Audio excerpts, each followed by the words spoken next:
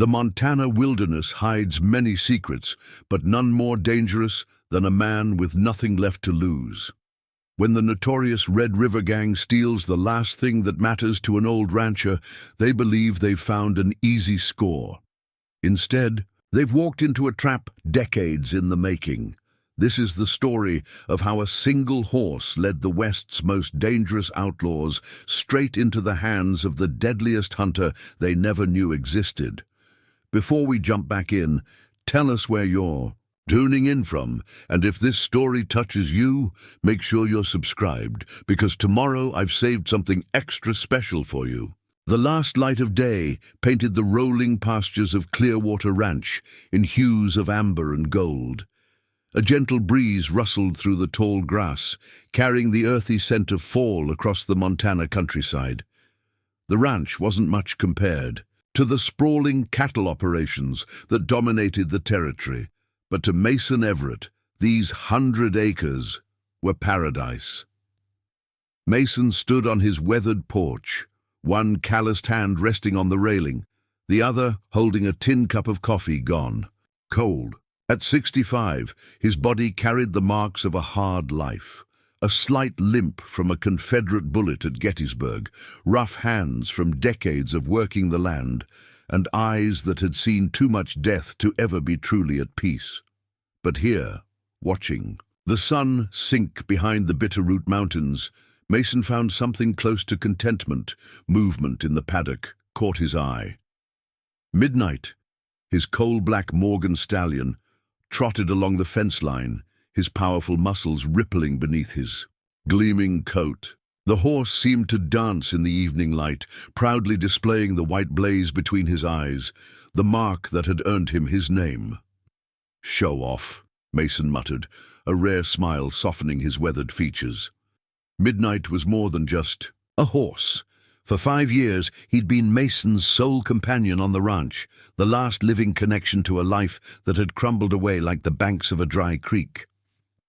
When Mason's wife Sarah had succumbed to pneumonia 3 winters back, Midnight had stood silent vigil as Mason dug the grave behind the apple orchard she'd loved. When drought had forced him to sell off his small herd of cattle the following spring, Midnight had remained. And when Mason's only son James had ridden off to seek his fortune in California, never to write again, Midnight had become the old rancher's family.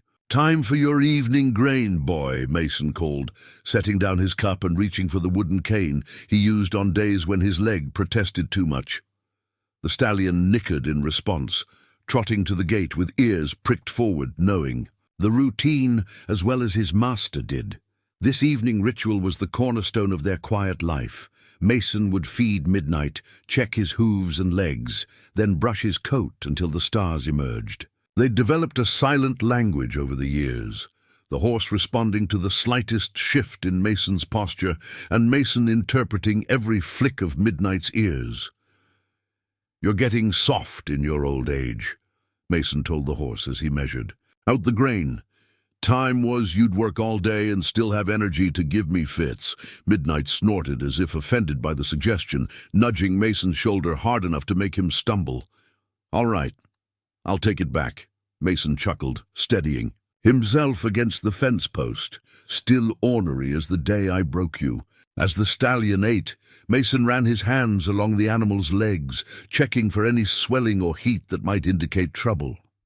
Midnight had always been sound, built like the cavalry mounts Mason had admired during the war. But age crept up, on horses just as it did on men. At 12, Midnight was in his prime, but Mason was careful nonetheless. "Looking good, old friend," he murmured, patting the horse's flank. "Better than me, that's for certain." From the direction of the main road, a cloud of dust rose against the darkening sky. Mason squinted, his hand instinctively dropping to the Remington revolver he kept holstered at his hip, another habit from harder times. Visitors were rare. Out here, 6 miles from the small town of Rivers Bend, and unexpected ones even rarer. A wagon came into view, driven by a familiar figure that made Mason relax his grip on the weapon. "Evening, Mason," called Harriet Tillman, the robust widow who ran the general store in town. Her grey hair was tucked beneath a practical bonnet, her face flushed from the drive. "Mrs. Tillman," Mason acknowledged with a nod, making his way to the front of the property. "Don't often see you out this way after closing time." Harriet pulled her wagon to a stop, setting the brake with practiced efficiency. "Wouldn't have come if it weren't important. Got word from my cousin over in Helena." Something in her tone made Mason straighten. "What kind of word?" "The Red River Gang hit another ranch yesterday, the Pembertons, about 40 miles north." She climbed down from the wagon, clutching a paper in her hand. "Took every horse they had. Killed the youngest Pemberton boy when he tried to stop them."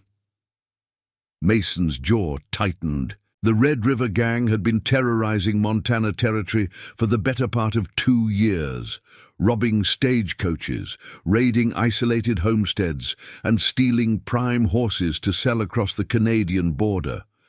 The territorial marshals seemed powerless. "To stop them, terrible business," he said, taking the newspaper Harriet offered. The headline confirmed her words. "Red River Gang strikes again. Prominent rancher's son slain." "That's not why I came, Mason," Harriet continued, her eyes serious beneath the brim of her bonnet. "Sheriff Parker sent riders out to all the outlying farms. The gang was headed south after they hit the Pembertons. South would bring them this way," Mason observed, his voice even despite the chill settling in his bones. "Precisely. Sheriff's organizing a posse, but they won't ride till morning. Thought you should know, being out here alone with that fine horse of yours. Those devils have a keen eye for quality stock." Mason glanced back at Midnight, now watching them curiously from the paddock. "I appreciate the warning, Mrs. Tillman. I'll keep my eyes open. You should come to town, Mason," Harriet urged. "Stay a few nights until this blows over. I've got a spare room above the store. That stallion of yours would be safer in the livery." For a moment, Mason considered it. At his age, with his bad leg, how much of a fight could he put up against a gang of ruthless outlaws? But the thought of leaving the ranch, of submitting to fear, rankled him deeply. "This is my home," he said finally. "Been defending it one way or another for 30 years. Don't intend to run now." Harriet sighed, clearly having anticipated this response. "Stubborn as ever. At least take these, then." She reached into her wagon and pulled out a box of ammunition. "Ordered them for my Elijah before the influenza took him. Never picked them up. They'll fit that Remington you carry." Mason accepted the box with a nod of thanks. "You didn't have to do this." "Neighbors look out for each other," Harriet replied simply. "Just be careful, Mason. Those men, they're not like the outlaws from our day. They kill for sport, not just necessity." As Harriet's wagon disappeared down the road, Mason returned. To Midnight's paddock, the newspaper and ammunition clutched in his hands. The stallion sensed his tension, approaching with alert ears and watchful eyes. "Seems trouble's brewing, boy," Mason told him, automatically reaching to stroke the horses. "Sleek neck. But don't you worry. No one's laying a hand on you while I'm breathing." That night, Mason cleaned his Remington with meticulous care, the familiar routine bringing back memories of midnight watches during the war. He loaded each chamber deliberately, the weight of the weapon reassuring in his hand. After checking that his old Henry rifle was also in working order, he placed both weapons within easy reach of his bed. Sleep came fitfully, interrupted by the usual aches in his leg and new concerns spinning through his mind. Each creak of the house, each whisper of wind through the eaves brought him to alertness. But the night passed uneventfully, and dawn arrived with the gentle chorus of meadowlarks and the distant howl of a lone wolf. Mason rose with the sun, his joints protesting as he pulled on his boots. The morning chores wouldn't wait, gang or no gang. He made his way to the barn, Remington at his hip, and was greeted by Midnight's eager whinny. "Morning to you too," Mason said, opening the paddock gate to let the stallion into the larger pasture for his morning exercise. Midnight trotted out joyfully, bucking and kicking in the cool morning air before settling into a gallop around the perimeter. Mason watched with quiet pride.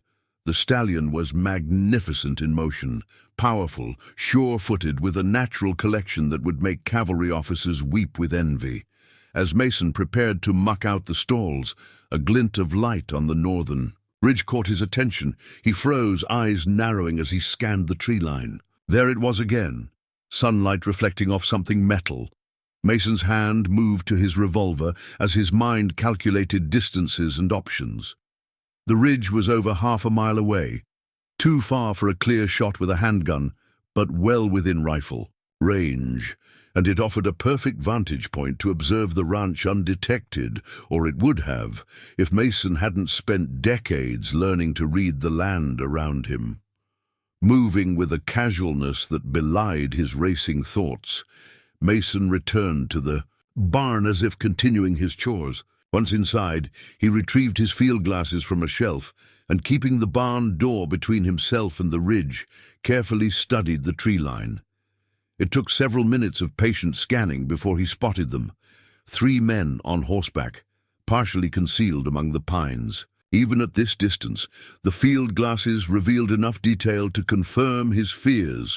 Rough men with bandanas covering the lower halves of their faces, rifles resting across their saddles. One man, larger than the others, surveyed the ranch through his own spyglass. Scouts for the Red River Gang, without a doubt. Mason's mind worked quickly. If they were watching now, they'd likely strike at night. 3 men meant this was just a reconnaissance party. The full gang, rumored to number a dozen or more, would come later. They were evaluating the ranch, assessing its defenses, and estimating its value. Preparing and narrating this story took us a lot of time, so if you are enjoying it, subscribe to our channel. It means a lot to us. Now back to the story. And midnight, exercising in full view, would certainly have caught their attention. Mason's first instinct was to bring the stallion in immediately, but he checked himself. Better to let the observers think he was unaware of their presence. Let them see an old man going about his routine, a solitary horse in a pasture, a ranch seemingly undefended. Let them underestimate him. It wouldn't be the first time that mistake had cost men their lives. Moving with deliberate slowness, Mason continued his morning chores. He fed the chickens, split wood for the stove, and checked his small vegetable garden, all the while keeping track of the watchers on the ridge from the corner of his eye. By mid-morning, they had disappeared. Gone to report back, Mason surmised. Planning would follow, then the raid, likely after midnight, when they'd expect him to be asleep. Most men would ride for town immediately, seeking safety in numbers. Mason considered it for all of 30 seconds before discarding the idea. Even if he could gather a posse in time, the gang would simply move on to another target. Another family would suffer. Another horse like Midnight would be taken. Another boy. Like the Pemberton lad might die. No, running wasn't the answer. Not this time. Mason whistled for Midnight, who trotted over obediently. Leading the stallion into the barn, Mason took extra time grooming him, his mind working through possibilities. As his brush moved rhythmically over the horse's gleaming coat, a plan began to take shape, dangerous, perhaps even foolhardy, but with potential. "What do you think, boy?" he murmured to Midnight. "Think your old master has one more fight left in him?" The stallion nickered softly, pressing his muzzle against Mason's chest. After securing Midnight in his stall with plenty of hay and water, Mason limped purposefully toward the small root cellar behind the house.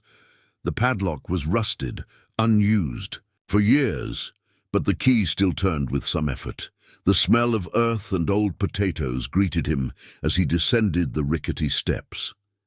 In the far corner, beneath burlap sacks and forgotten preserves, lay a wooden chest. Mason brushed away the dust and cobwebs, his fingers finding the familiar brass latches. The lid creaked open to reveal contents he hadn't looked upon in nearly 20 years. Inside lay the remnants of another life. A life before Clearwater Ranch. Before Sarah, before peace had seemed possible.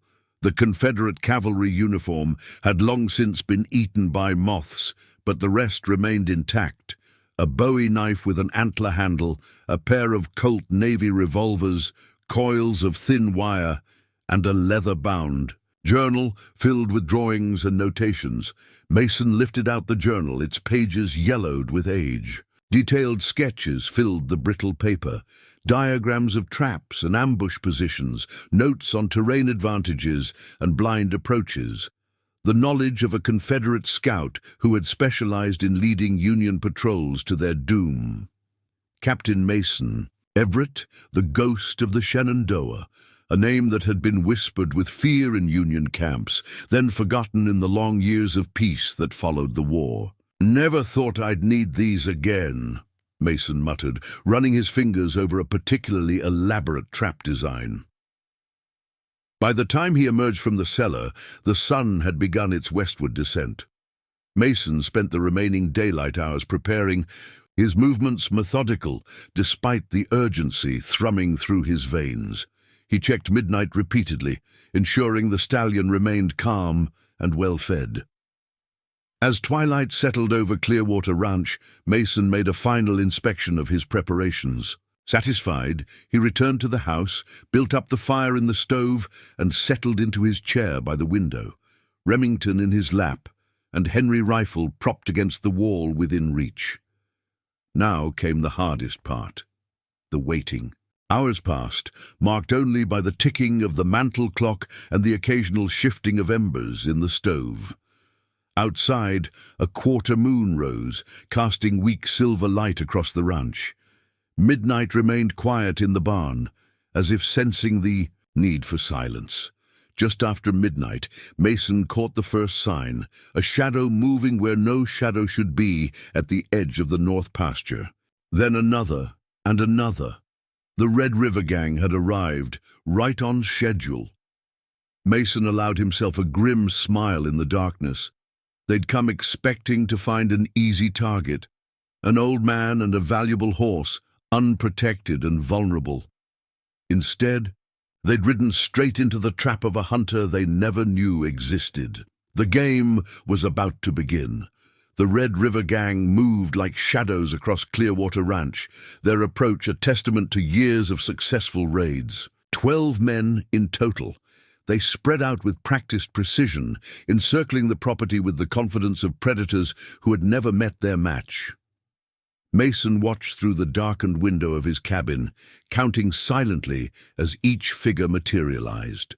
From the darkness, his fingers tightened imperceptibly around Remington's grip, but he made no move to raise it. Not yet. The trap required patience. Near the front of the group, a tall figure gestured silently to the others, directing them with sharp hand signals. Even in the dim moonlight, Mason could tell this was Victor Blackwood, the notorious leader of the Red River Gang.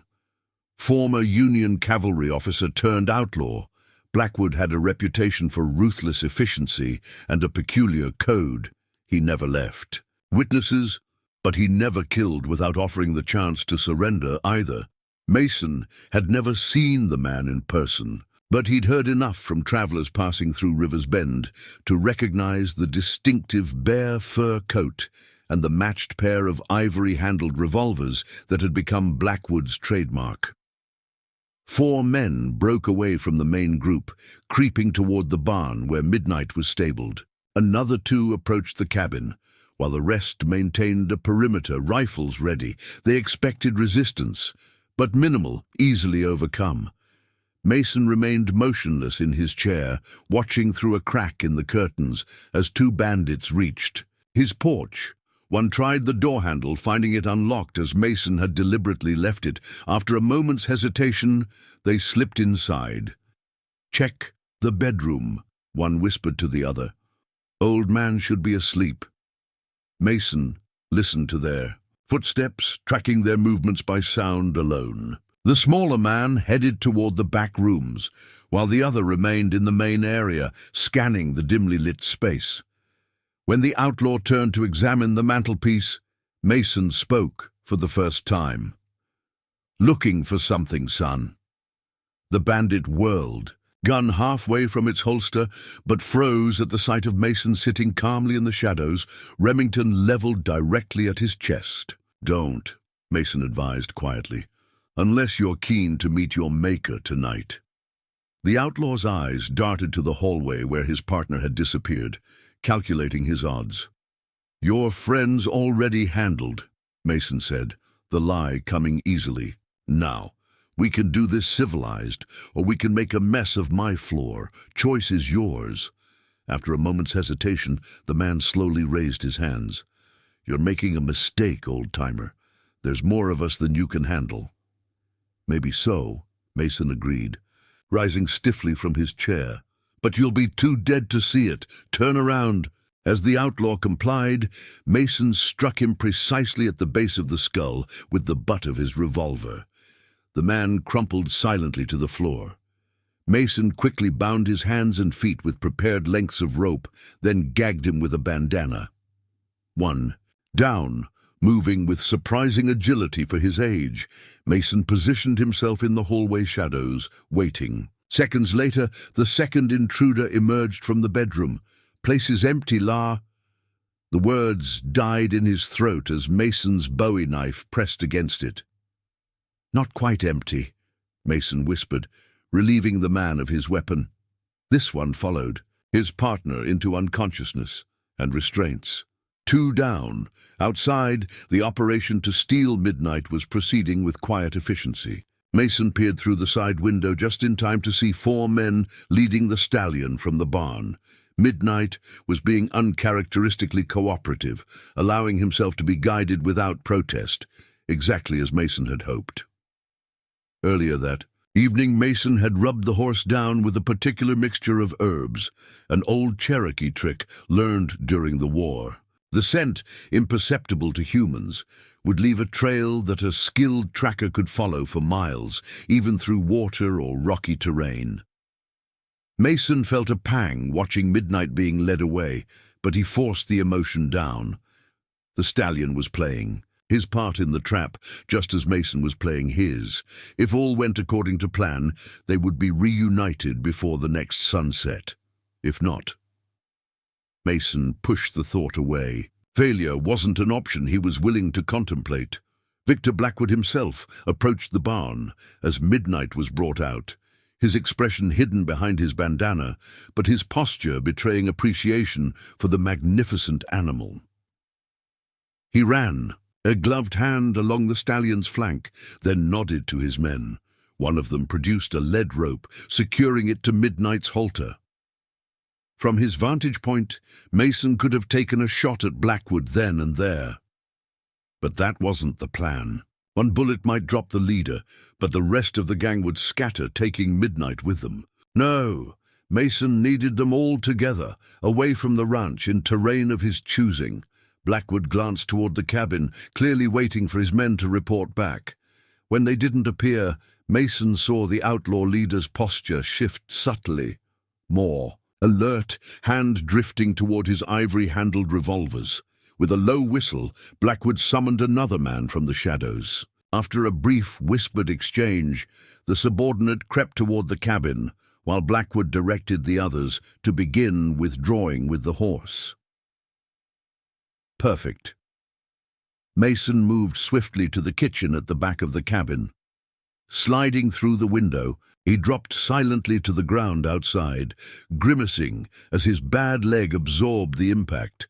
He eased himself into the shadows of the woodpile just as the third outlaw entered the cabin through the front door. There would be a few minutes of confusion once the man discovered his missing comrades. By then, Mason needed to be on their trail. Moving through the darkness with the stealth that had earned him his wartime reputation, Mason made his way to the small shed where he'd hidden his own mount. The old paint gelding wasn't much to look at, but it had endurance and sure-footedness that would serve him well in the pursuit to come. As Mason saddled the paint, he heard a shout from the direction of the cabin. The alarm had been raised sooner than expected. No matter. The important elements of his plan were already in motion. Mounting up, Mason guided the gelding away from the ranch along a predetermined route, one that circumvented the bandits' likely path. but would allow him to intercept them later. The saddlebags carried everything he would need: ammunition, supplies, and the tools of an ambush artist. Behind him, lantern light flared at the cabin as the Red River Gang discovered their missing members. More shouts followed, orders being given, a search beginning. But Mason was already gone, a shadow among shadows, guiding his mount with confident precision through terrain he knew intimately. Dawn broke over the eastern ridges, painting the Montana wilderness in pale gold. Victor Blackwood led his men at a steady pace through a narrow valley, pushing hard despite the difficult terrain. Midnight followed obediently, led by Eli Tucker, Blackwood's most trusted lieutenant. "We should have killed the old man," grumbled Silas Roth, a heavy-set outlaw with a perpetual scowl. "He could identify us." "There was no old man," Blackwood replied, his voice carrying the clipped authority of his military past. "The place was empty. Evans and Crawford got careless, got jumped by someone else." "Maybe a lawman," suggested Tucker, glancing back at Midnight. "Seems mighty convenient, us losing 2 men the same night we take this fine piece of horseflesh." Blackwood considered this, his eyes scanning the horizon with practiced wariness. "Possible, but the territorial marshals aren't known for subtlety. If they'd set a trap, we'd have faced more than 2 missing men." "Who then?" pressed Roth. "Doesn't matter," Blackwood said with finality. "We've got what we came for, and we'll be across the Canadian border in 3 days. By then, Evans and Crawford will either have escaped or been hung. Either way, they know better than to talk." What Blackwood didn't share was his own unease. Something about the raid hadn't felt right. It had been too easy, the valuable stallion left practically unguarded. In his experience, when something seemed too good to be true, it usually meant someone was about to get a bullet in the back. "Boss," called one of the outriders, pointing to a ridge about half a mile ahead. "Movement up there." Blackwood squinted, then pulled out his field glass. A lone rider on a paint horse, moving parallel to their route. For a moment their paths would intersect at the pass ahead. "Trapper, most likely," Blackwood decided, collapsing the glass. "Or a prospector. Nothing to concern us." "Want me to discourage?" "His curiosity?" asked Roth, patting the rifle in his saddle scabbard. Blackwood considered, then shook his head. "No need to draw attention. We'll adjust our route, avoiding the pass. Take the Western Fork instead." "That adds half a day," Tucker pointed out with a frown. "Better half a day late than hanging from a territorial marshal's rope," Blackwood replied. "Western Fork it is." None of the outlaws noticed how Midnight's ears pricked forward at the distant sight of the paint horse, or how the stallion's eyes followed the lone rider before he disappeared behind the ridge. Mason watched the Red River. Gang changed direction through his field glasses, a grim smile tugging at his lips. Blackwood had reacted exactly as expected, cautious, unwilling to risk an encounter that might identify them, choosing the longer route to avoid detection. The Western Fork would lead them directly into the heart of Mason's trap. Pocketing the field glasses, Mason patted the paint's neck. "Good boy. Now for the hard part." Turning his mount, Mason rode swiftly along the ridge until he reached a steep game trail leading down to the valley floor. The path ahead would be grueling. He needed to reach the ambush site well ahead of the gang, and his leg was already throbbing from the night's exertions. But pain was an old companion, one Mason had learned to work through during 4 years of war and 3 decades of ranching. He nudged the paint into a trot, focusing on the terrain ahead rather than the fire shooting up from his knee. 2 hours of hard riding brought Mason to a place locals called Devil's Throat, a narrow ravine where the valley constricted between weathered sandstone walls before opening into a broader meadow beyond. The walls weren't high, perhaps 30 feet at most, but they were steep enough to make climbing difficult, especially for mounted men in a hurry. It was here that Mason had spent the previous month making occasional preparations, never staying. Long enough to draw attention, but accomplishing enough each visit to have the foundations of his plan in place. Dismounting with a muffled groan, Mason led the paint to a small hidden grotto he'd discovered years ago while hunting. A spring provided fresh water, and sparse grass would keep the horse fed for the day.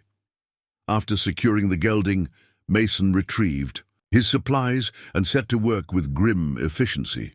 First came the snares, thin wire loops concealed among the brush at the entrance to the ravine, positioned at chest height for a mounted rider. Next, he uncovered the pit he'd laboriously dug and concealed on his previous visits, not deep enough to kill, but sufficient to throw a horse and trap its rider. The false covering, painstakingly constructed from branches and local vegetation, looked indistinguishable from the surrounding ground. Moving further into the ravine, Mason placed small charges of blasting powder at strategic points along the sandstone walls. Each was connected to a carefully hidden tripwire, which in turn led to a central location where Mason could trigger them remotely. The charges weren't powerful enough to bring down the ravine walls entirely, but they would dislodge enough rock to create chaos and confusion. Last came the most crucial element, positioning himself. Mason climbed a game trail up the southern wall of the ravine, finding the sheltered overlook he'd scouted previously. From here, he had clear sightlines to both the entrance and exit of the ravine, plus multiple positions along its length. His Henry rifle would be devastating at this range. As he settled into position, concealing himself among the rocks and scrub brush, Mason felt the familiar calm that had always preceded combat during the war. His breathing slowed, his hands steadied, and his mind cleared of everything except the task at hand. The sun climbed toward its zenith, bathing the ravine in harsh light that would make it difficult for the gang to spot movement along the walls. Mason sipped sparingly from his canteen, ate a few strips of jerky, and waited. The creak of saddle leather and the soft clink of bit chains announced the gang's approach shortly after midday. Mason watched through a gap in the rocks as Victor Blackwood led his men toward the mouth of the ravine, Midnight still following placidly behind Tucker. The stallion looked unharmed, which eased a knot of tension in Mason's chest. Now came the delicate part, ensuring Midnight wasn't injured in what was to come. As the first riders entered the ravine, Mason slowly raised his Henry, sighting along its barrel at the last man in the column. Timing would be crucial. Too soon, and the gang would regroup outside the ravine. Too late, and they might clear it before his trap was sprung. The lead riders passed the pit without incident, exactly as Mason had planned. Blackwood and Tucker, with Midnight, were now midway through the ravine. 3 riders remained near the entrance, still within range of the snares. Mason squeezed the trigger. The sharp crack of the Henry echoed off the ravine walls as the last rider pitched backward off his horse, a bullet hole in his chest. Before the others could react, Mason fired twice more in rapid succession, dropping another outlaw and wounding a third. Chaos erupted below. Horses reared and bucked as their riders struggled to identify the threat. Orders were shouted, countermanded, then shouted again. Blackwood's voice rose above the din, commanding his men forward, away from the unseen shooter, exactly as Mason had anticipated. As the panicked outlaws spurred their mounts deeper into the ravine, the 4th rider hit the concealed pit. His horse screamed as its front legs plunged through the false covering, sending the animal tumbling and crushing its rider beneath its weight. Now the gang was split. 3 men down at the entrance, the rest caught midway through the ravine. With dangers at both ends, Mason shifted position, moving swiftly along his elevated path to the next firing position. Below, Victor Blackwood had taken control of the situation with remarkable speed. He directed 4 men to dismount and take cover against the ravine walls, while keeping Midnight close beside him. The stallion remained surprisingly calm amidst the gunfire and shouting, as if sensing that his master was near. "It's an ambush!" Blackwood shouted. "Tucker, Take 2 men and push through to the other side. Roth, provide covering fire." Mason smiled grimly as he reached into his saddlebag and removed a small leather pouch. Inside was a short length of slow-burning fuse and a tinderbox. Striking a spark, he lit the fuse and dropped it into a narrow crevice where it connected to the network of tripwires. 30 seconds later, the first charge detonated with a dull thump, followed by a cascade of rock and dirt from the northern wall. Cries of alarm rose from below as the outlaws scrambled to avoid the falling debris. The second and third charges followed in quick succession, strategically placed to drive the gang toward the center of the ravine without risking harm to Midnight. Dust filled the air, reducing visibility and adding to the confusion. Mason used the distraction to change position, again moving to the eastern end of the ravine where he could intercept any outlaws who made it through. As the dust began to settle, he counted the remaining adversaries. 8 outlaws still stood, including Blackwood and Tucker. 2 lay motionless beneath fallen rock, another writhed in pain, clutching a shattered leg. 3 more were unaccounted. 4 either buried under rubble or escaped back the way they had come. And Midnight, the stallion had somehow avoided injury, though his black coat was now grey with dust. He stood beside Blackwood, who maintained a death grip on his lead rope, despite the chaos surrounding them. Mason raised Henry again, drawing a bead on Tucker as the lieutenant attempted to organize a defensive position. The rifle cracked, and Tucker fell, clutching his shoulder.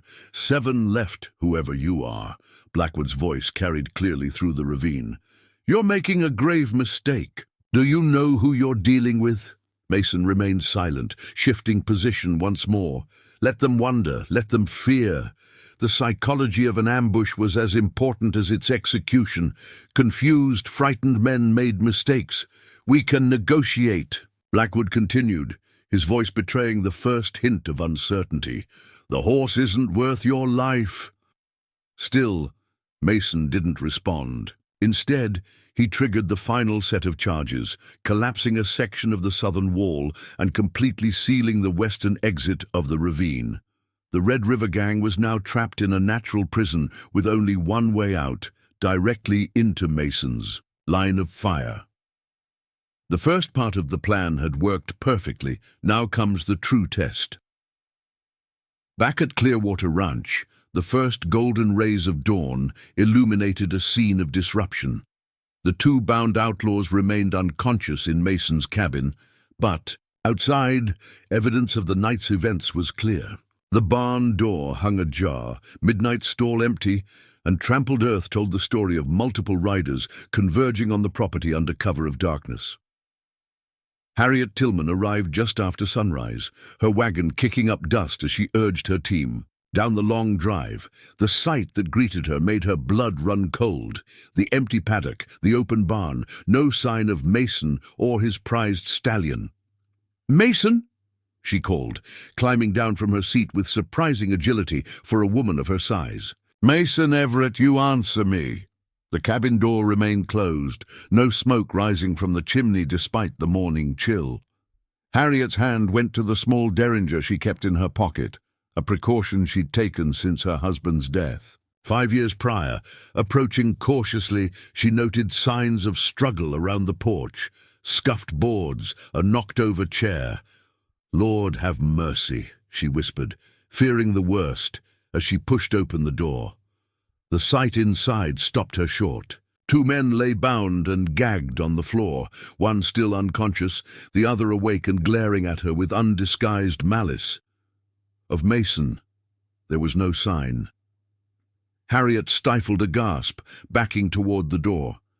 The conscious man made muffled sounds behind his gag, struggling against his bonds. "Don't waste your energy," she told him coldly, recovering her composure. "I've got no intention of helping the likes of you." Retreating to her wagon, Harriet climbed up and snapped the reins, turning her team back toward River's Bend at a pace that threatened to shake the vehicle apart. She needed to alert Sheriff Parker immediately. By mid-morning, Clearwater Ranch had become the center of frantic activity. Sheriff Elijah Parker, a weathered man with a salt and pepper mustache and the weary eyes of someone who'd seen too much violence, directed his deputies as they secured the two captured outlaws. Red River Gang, sure enough, Parker confirmed, examining the distinctive snake tattoo visible on one man's forearm. These two are Evans and Crawford, based on the descriptions from Helena. Harriet wrung her hands, watching as the outlaws were loaded into a prison wagon. But where's Mason? And Midnight? The sheriff's expression was grim. No blood inside the cabin, which is a good sign. Mason may have gone after them. Gone after? Harriet's voice rose in disbelief. Elijah, he's 65 years old, with a bad leg, against the Red River Gang. They've killed men half his age without breaking a sweat. Sheriff Parker didn't disagree. Mason's no ordinary homesteader, Harriet. You know that as well as I do. She did know. Everyone in River's Bend understood there was more to Mason Everett than the quiet rancher he appeared to be. Whispers about his past had circulated for years, stories of a Confederate ghost who had terrorized Union patrols during the war, a man whose name was spoken with a mixture of fear and respect even decades later. But that had been another life, another time. The man Harriet knew was weathered by age and grief, his military prowess surely dulled by the passing years. "We need to find him," she insisted. Sheriff Parker nodded, turning to his deputy, a young man named William Hayes, who had been scanning the ground around the barn. "Anything?" Hayes straightened, gesturing toward a set of tracks leading away from the property. "Multiple horses headed north initially, but there's something odd, Sheriff. One set of tracks branches off to the east, maybe half a mile out. Single rider on a paint horse, judging by the hoof prints." "Mason rides a painting when he's not on Midnight," Harriet confirmed. The sheriff's eyes narrowed thoughtfully. "So he didn't confront them here, let them take the horse, then follow." "That doesn't sound like Mason," Harriet objected. "He'd never just let someone take Midnight. That horse is everything to him. Unless—" Sheriff Parker trailed off, a new understanding dawning in his eyes. "Unless he wanted them to take the horse." What? Why on earth would he want that? The sheriff didn't answer immediately, his gaze distant as he pieced together the puzzle. "Hayes, get the posse ready. Full supplies, ammunition. We're riding in 30 minutes. Harriet grabbed his arm. "Elijah, what are you thinking?" Parker's expression was grave. "I'm thinking Mason Everett hasn't forgotten his old ways, and the Red River Gang has no idea what's coming for them." In River's Bend, news traveled fast. By the time Sheriff Parker had assembled his posse in front of the jailhouse, a crowd had gathered in the dusty main street. 12 men had answered the call, including several veterans of frontier conflicts and the recent war. Among them stood Daniel Reed, the town blacksmith, whose massive frame and scarred hands spoke of both strength and hard-won skill. Beside him was Thomas Grant, owner of the local saloon and a former Army scout whose knowledge of the territory was unmatched. Even Howard Fletcher, the town's banker, had appeared with a gleaming Winchester and a determination that belied his usual buttoned-up demeanor. Sheriff Parker addressed them directly, his voice carrying across the hushed gathering. "Most of you know what happened. The Red River Gang hit Clearwater Ranch last night. They took Mason Everett's stallion, and Mason's gone after them." Murmurs rippled through the crowd. Everyone knew Mason, knew the bond he shared with that midnight black horse. "We're riding to find him, offer what help we can. But I want to be clear." Parker paused, making eye contact with each member of the posse. "This isn't like our usual pursuits. Mason Everett isn't just some victim needing rescue." Thomas Grant nodded knowingly. "Been wondering when the ghost would resurface." The nickname sent a fresh wave of whispers through the onlookers. Most of the younger generation had never heard it, but the older residents exchanged meaningful glances. "Ghost?" young Deputy Hayes asked, confusion evident on his face. "Before your time, son," Grant explained. "During the war, there was a Confederate cavalry officer so skilled at ambush tactics that Union soldiers believed he was supernatural, could appear out of nowhere, strike without warning, vanish like morning mist. They called him the Ghost of the Shenandoah." Hayes looked skeptical. "And you're saying that's Mason, the old rancher with the bad leg?" "That bad leg came from a Union bullet at Gettysburg," Sheriff Parker confirmed. "After the war, he wanted a quiet life, and we respected his privacy. But make no mistake, if Mason's gone after the Red River Gang, he's not the one in danger." "Then why are we going?" Fletcher asked, adjusting his spectacles. "Sounds like he doesn't need our help." Parker's expression darkened. "Because Mason's planning something. Something that might work or might get him killed. Either way, I aim to make sure he comes home." The sheriff turned to Harriet, who stood clutching a small package wrapped in oilcloth. "I need you to stay. Here, keep an eye on those 2 prisoners. If Mason returns while we're gone, tell him to stay put." Harriet pressed the package into his hands. "Medicine, bandages, and some of my preserves. Find him, Elijah. Bring them both back." With a nod, Parker mounted his horse, the posse following suit. As they rode out of town, the sheriff couldn't shake a growing sense of foreboding. Mason Everett had been a friend for 20 years, but Parker had never forgotten what the man was capable of when pushed too far. At the entrance to Devil's Throat Ravine, the aftermath of the initial ambush lay in grim testament to Mason's skill. 3 men dead, another grievously wounded, moaning softly as his life ebbed away into the rocky soil. Sheriff Parker dismounted, examining the scene with professional detachment while his posse remained alert, rifles ready. The distinctive tracks of multiple horses told the story clearly enough. The Red River Gang had entered the ravine, but something had happened here, something violent. "Single shooter," he noted, finding the spent cartridges from Mason's Henry rifle partially buried in the dust. "Positioned up there." He pointed to the rocky outcropping that provided a perfect vantage point. "Classic ambush setup," Grant agreed, surveying the terrain with experienced eyes. "Funnel them in. Pick them off from above." Deputy Hayes knelt beside one of the dead outlaws, examining the fatal wound. "Clean shot right through the heart. From that distance, that's some shooting." "That's Mason," Parker confirmed grimly. "The question is, where did they go from here?" Grant pointed toward the ravine. "Tracks lead in, none coming out this way. And listen." The men fell silent. From deep within the ravine came the faint echo of sporadic gunfire. "He's still at it," the former scout concluded.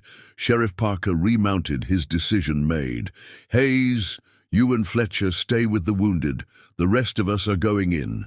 Carefully." As the posse advanced into the ravine, the signs of Mason's handiwork became increasingly evident.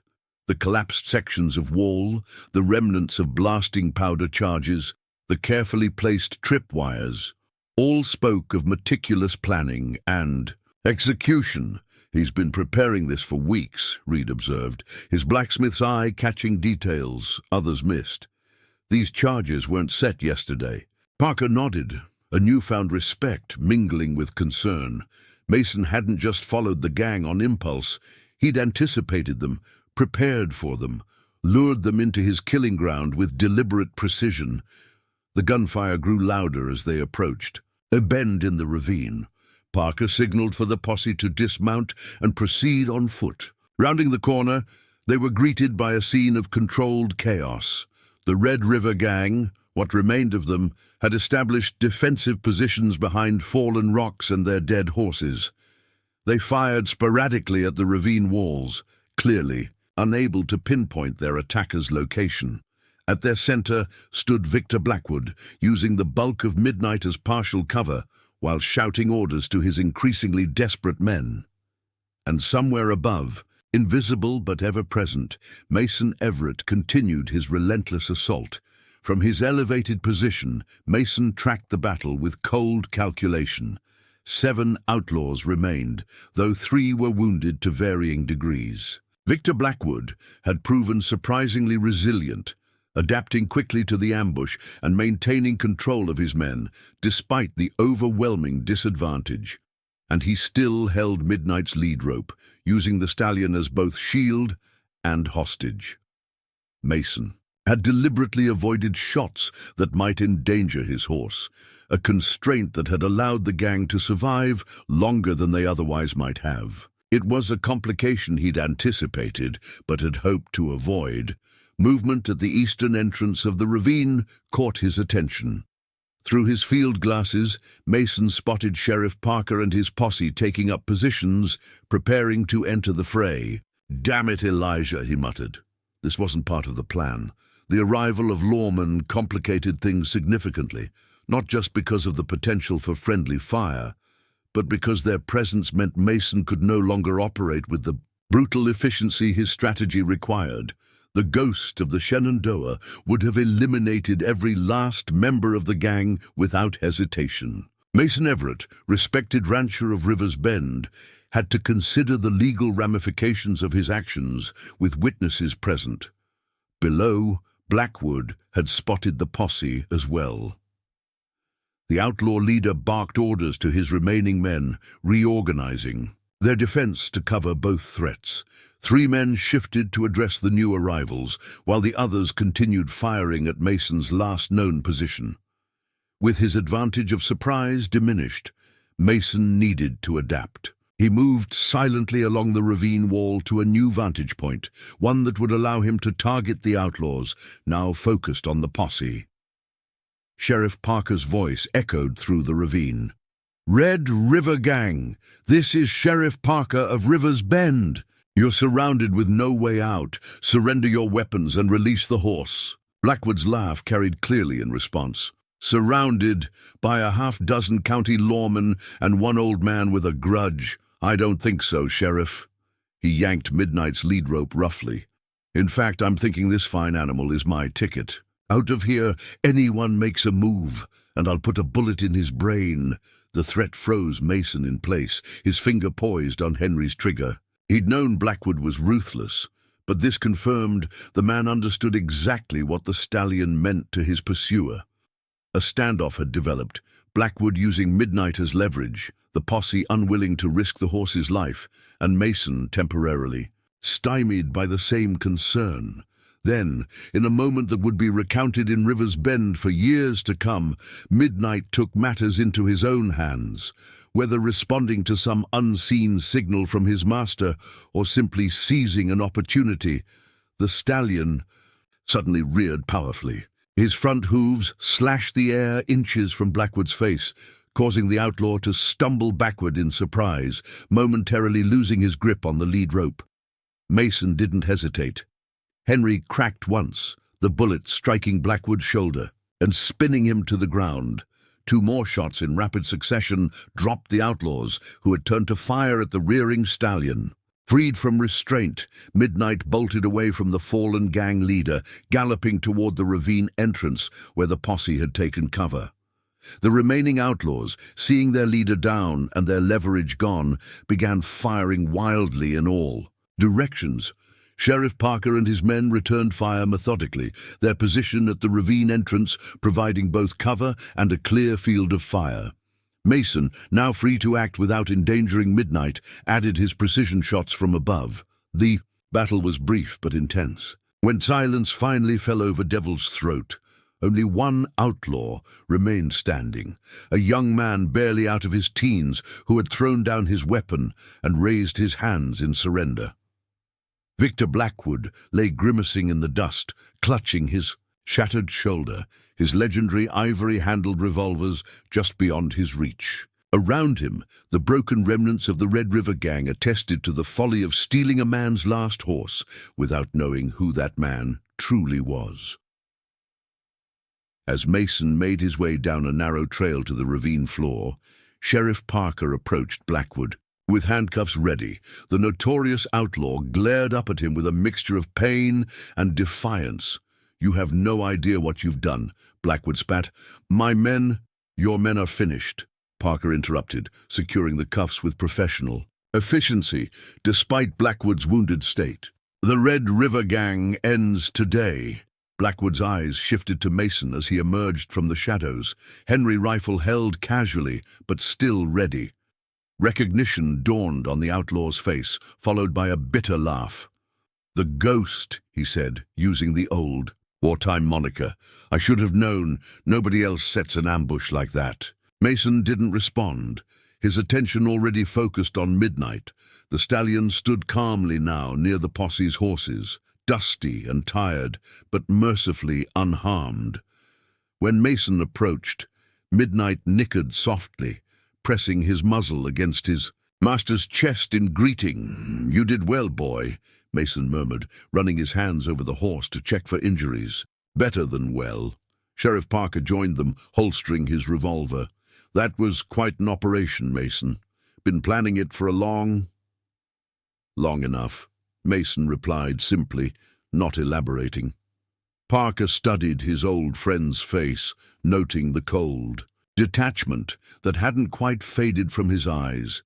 This wasn't the quiet rancher of Clearwater Farm. This was the Ghost, methodical and merciless.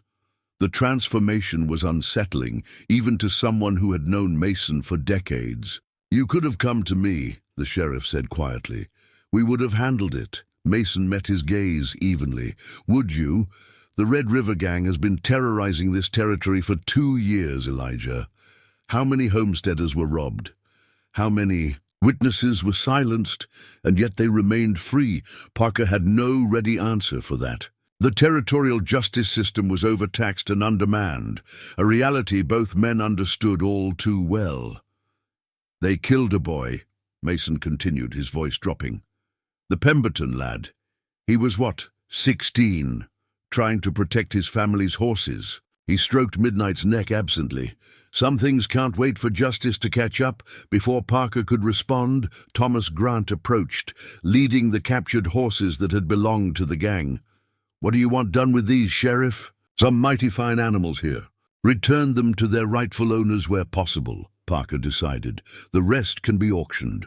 Proceeds to the families harmed by these men." As the posse began the grim work of collecting the dead and securing the wounded, Parker turned back. To Mason, "You know I'll have to file a report about all this. The territorial marshal will have questions." Mason nodded, unsurprised. "I'll answer them when the time comes." "And the methods, the planning, this wasn't self-defense, Mason. This was—" Parker struggled to find the right word. "War," Mason finished for him. "They brought war to my doorstep when they took what was mine. I responded in kind." The sheriff sighed, recognizing the futility of pursuing that line of questioning further. Whatever consequences came, Mason had clearly deemed them worth the price of recovering Midnight and eliminating the threat of the Red River Gang. "Let's get you both home," Parker said finally, changing the subject. "Harriet's worried sick." As Mason mounted Midnight, preparing for the journey back to Clearwater Ranch, Victor Blackwood called out from where he sat, guarded by 2 deputies. "This isn't over, Ghost. You think you've won, but you have no idea what's coming for you now." Mason regarded the outlaw leader dispassionately. "It was over the moment you set foot on my land, Blackwood. You just didn't know it yet." With that, he turned Midnight toward the ravine entrance, leaving the broken Red River Gang behind. The battle was won, Midnight was safe, and Mason Everett had reminded the Montana Territory of a truth long forgotten. Some ghosts never truly fade away. The journey back to River's Bend was solemn. The posse moved at a deliberate pace, mindful of their wounded prisoners and the bodies draped over pack horses. Mason rode slightly apart from the main group, Midnight's familiar gait beneath him a balm to his troubled spirit. Though victorious, the day's events had awakened something in him that he'd spent decades trying to bury, a cold, calculating part of himself that had once earned him both commendations and nightmares. Sheriff Parker occasionally glanced in Mason's direction, concern evident in his weathered features. He had known Mason Everett for nearly 20 years, considered him a friend, but today he had glimpsed a side of the man that few living souls had ever witnessed and survived. As they created the final hill overlooking the town, Parker guided, his horse alongside Mason's. "The territorial marshal will be in River's Bend next week," he said, without preamble. "He'll want a full accounting of what happened back there." Mason nodded, his expression impassive. "I'll tell him what he needs to know." "And what's that exactly?" Parker pressed.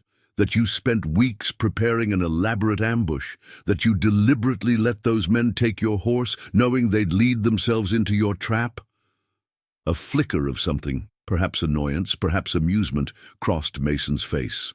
"Would you prefer I'd told you my plans beforehand, Elijah? Made you complicit?" The sheriff sighed. "I would have preferred a solution that didn't involve a ravine full of dead men, regardless of what they deserved." Mason's gaze drifted to the horizon. "There are different kinds of justice in this world.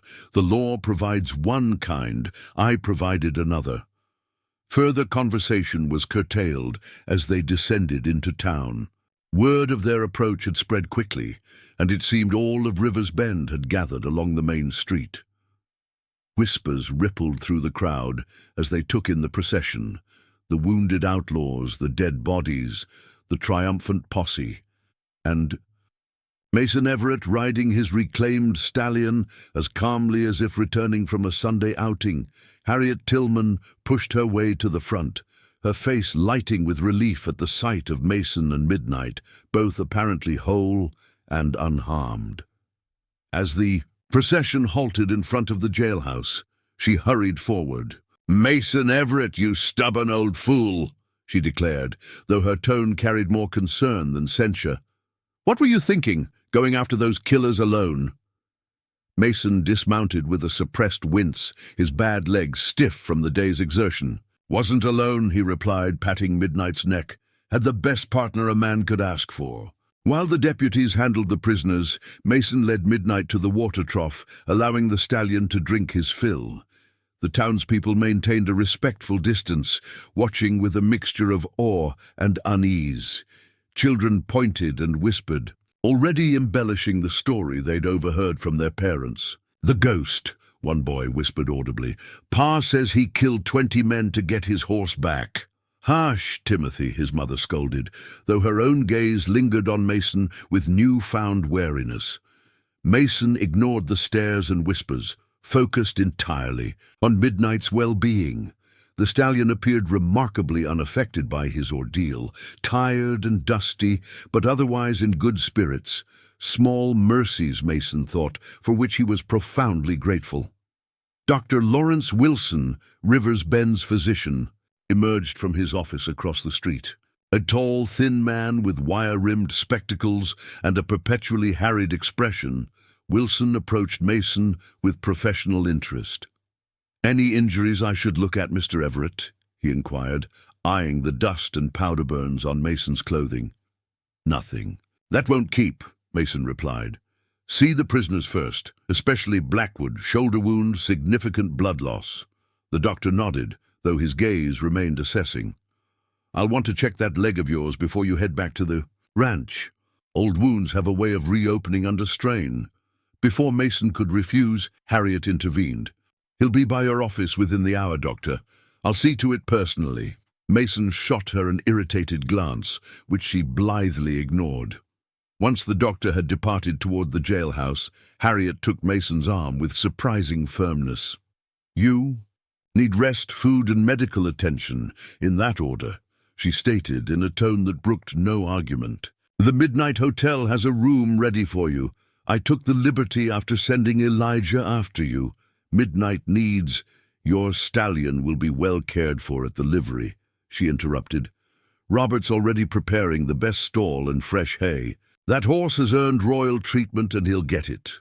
Mason knew better than to argue with Harriet when she used that tone. With a final pat to Midnight's neck and murmuring instructions to the approaching livery boy, he allowed himself to be guided toward the hotel. News of the Red River Gang's defeat spread like wildfire, not just through River's Bend, but to neighboring settlements as well. By nightfall, The town was buzzing with visitors eager to hear first-hand accounts of the battle at Devil's Throat. The saloon overflowed with patrons, hanging on every word as members of the posse recounted their version of events, each telling growing slightly more elaborate than the last. Mason, however, remained sequestered in his hotel room, having submitted to Dr. Wilson's examination and Harriet's fussing before requesting privacy. He sat by the window watching the street below, cleaning his Henry rifle with methodical precision while his mind sifted through the day's events and their potential repercussions. Victor Blackwood's final threat echoed in his thoughts. "This isn't over, Ghost. You have no idea what's coming for you now." Empty words from a defeated man, perhaps, but Mason hadn't survived the war and its aftermath by dismissing threats, no matter how remote they might seem. The Red River Gang had connections, suppliers, informants, possibly even corrupted officials. Blackwood himself would face the hangman's noose, but his network might still pose dangers. A knock at the door interrupted his contemplation. "It's open," he called, setting aside his rifle. Sheriff Parker entered carrying a tray with bread, stew, and coffee. "Harriet's orders," he explained, setting it on the small table. "Said you needed proper food, not whatever swill the hotel usually serves." Mason nodded his thanks, the aroma reminding him he hadn't eaten since dawn. As he began to eat, Parker settled into the room's only other chair, his expression thoughtful. "Crawford's talking," the sheriff said after a moment. "Seems he's not keen on hanging for Blackwood's crimes." Mason paused, a spoonful of stew halfway, to his mouth. "What's he saying? That the Red River Gang is bigger than we thought. Blackwood's just one lieutenant in a larger organization based out of Canada. They've been running stolen horses, weapons, and who knows what else across the border for years." This was unexpected information, casting the day's victory in a more sobering light. If Crawford spoke true, then they had eliminated only a branch of the problem, not its root. "He mentioned other names?" Mason asked. Parker nodded, his expression grim. "Several, including Carlton Walsh." Mason set down his spoon, appetite suddenly diminished. Carlton Walsh was no common outlaw. A wealthy businessman with interests in mining and railroads, Walsh had substantial influence throughout the territory. His reputation wasn't spotless. Rumors of strong-arm tactics and questionable deals followed him, but open association with outlaws like the Red River Gang would represent a significant escalation. "Crawford could be lying," Mason observed, "trying to save his neck by offering bigger fish." "Could be," Parker agreed, "but some details match reports I've had from other jurisdictions, patterns of movement, timing of raids. If Walsh is involved, it would explain how the gang has evaded capture for so long. They've had information and protection from someone with influence." Mason considered this, his tactical mind already assessing implications and potential countermoves. "What's your next step?" "Careful investigation," Parker replied. "Crawford's testimony alone won't be enough to move against someone like Walsh. We need evidence, documentation. The territorial marshal will want everything airtight before proceeding. And in the meantime, Walsh knows his operation has been compromised." The sheriff sighed, running a hand through his graying hair. "That's the risk. If he gets wind that Crawford's talking, he might move to silence him, or worse, retaliate against those who brought down Blackwood's crew." The implication hung in the air between them. Mason had made himself a target, not just for common outlaws, but potentially for a powerful man with resources and reach far beyond what Blackwood had commanded. "I can arrange protection for you and the ranch," Parker offered. "At least until we know more." Mason shook his head. "I've protected myself for 65 years, Elijah. Don't intend to start relying on others now. This isn't just about you anymore," the sheriff pointed out. "The men who rode with me today, they've all got targets on their backs now too. And Harriet, for harboring you. The whole town, potentially." This gave Mason pause. His decision to pursue the Red River Gang had been personal, motivated by the theft of Midnight and the violation of his home. He hadn't considered how his actions might endanger others in the community. "What would you have me do?" he asked, finally. "Hand Midnight over as a peace offering? Apologize for enforcing the justice the law couldn't provide?" Parker leaned forward, his voice lowering. "I'm saying we might be facing something bigger than either of us anticipated. And if that's the case, we need to be smart about how we proceed." Mason studied his old friend, recognizing the wisdom in his words. The ghost of the Shenandoah had operated alone, answering to no one. Mason Everett, however, was part of a community, with responsibilities that extended beyond his own vendetta. "I'll consider what you've said," he conceded, "but I won't hide, and I won't be driven from my home." The sheriff nodded, apparently satisfied with this small concession. "In the meantime, I've stationed deputies outside the hotel and at the livery, just as a precaution." After Parker departed, Mason finished his meal in contemplative silence. His gaze drifted to the Henry rifle leaning against the wall, its well-worn stock speaking to years of use. He'd hoped those days were behind him, but fate, it seemed, had other plans. Dawn found Mason at the livery stable, checking on Midnight. The stallion greeted him with an eager nicker, seemingly fully recovered from his ordeal. Robert Miller, the liveryman, hovered nearby, clearly bursting with questions, but hesitant to voice them in the face of Mason's taciturn demeanor. "He's been a perfect gentleman," Miller ventured finally. "Best-mannered stallion I've ever had in my stable, truth be told." Mason nodded, running experienced hands over Midnight's legs. "He knows when to behave and when to fight. Smart horse, they say." Miller hesitated, then continued in a rush. "They say he helped you take down the Red River gang, that he reared up at just the right moment, like he knew what you needed."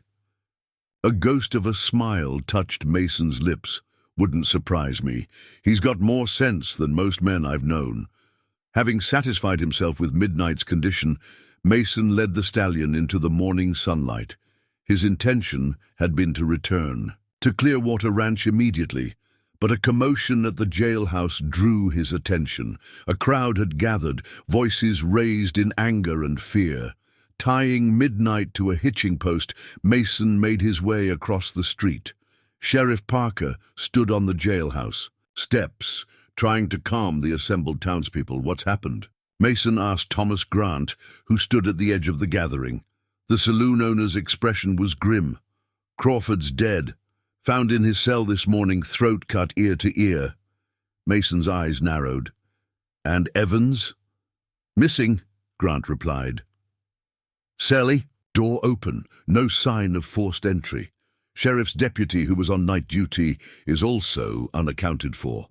The implications were clear and troubling. Someone had infiltrated the jailhouse, silenced Crawford, and either kidnapped or co-opted Evans and the deputy. "One more thing," Grant added, lowering his voice. "They left something for you. A message." Mason's hand instinctively moved toward his revolver. "What kind of message?" Piece of paper pinned to Crawford's chest with a knife. Just 2 words, "Not finished." Before Mason could respond, Sheriff Parker spotted him and beckoned urgently. The crowd parted as Mason approached the jailhouse steps, whispers following in his wake. "We need to talk," Parker said quietly. Inside, the scene in the cell block confirmed Grant's account.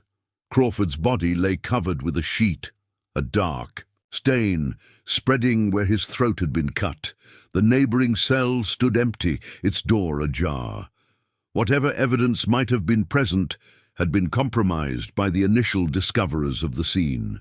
"Horace Stanley was on duty last night," Parker explained, referring to the missing deputy. "Young, relatively new. I had concerns about his reliability, but never suspected." "Bribed or coerced?" Mason asked. "Hard to say.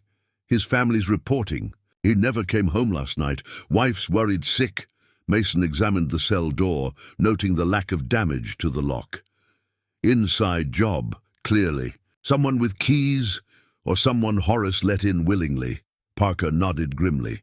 And now Evans is in the wind, probably already reporting to whoever's behind this, which means they know everything Crawford told you, Mason finished, including his accusations against Walsh. The sheriff ran a hand over his face, the strain of the situation evident.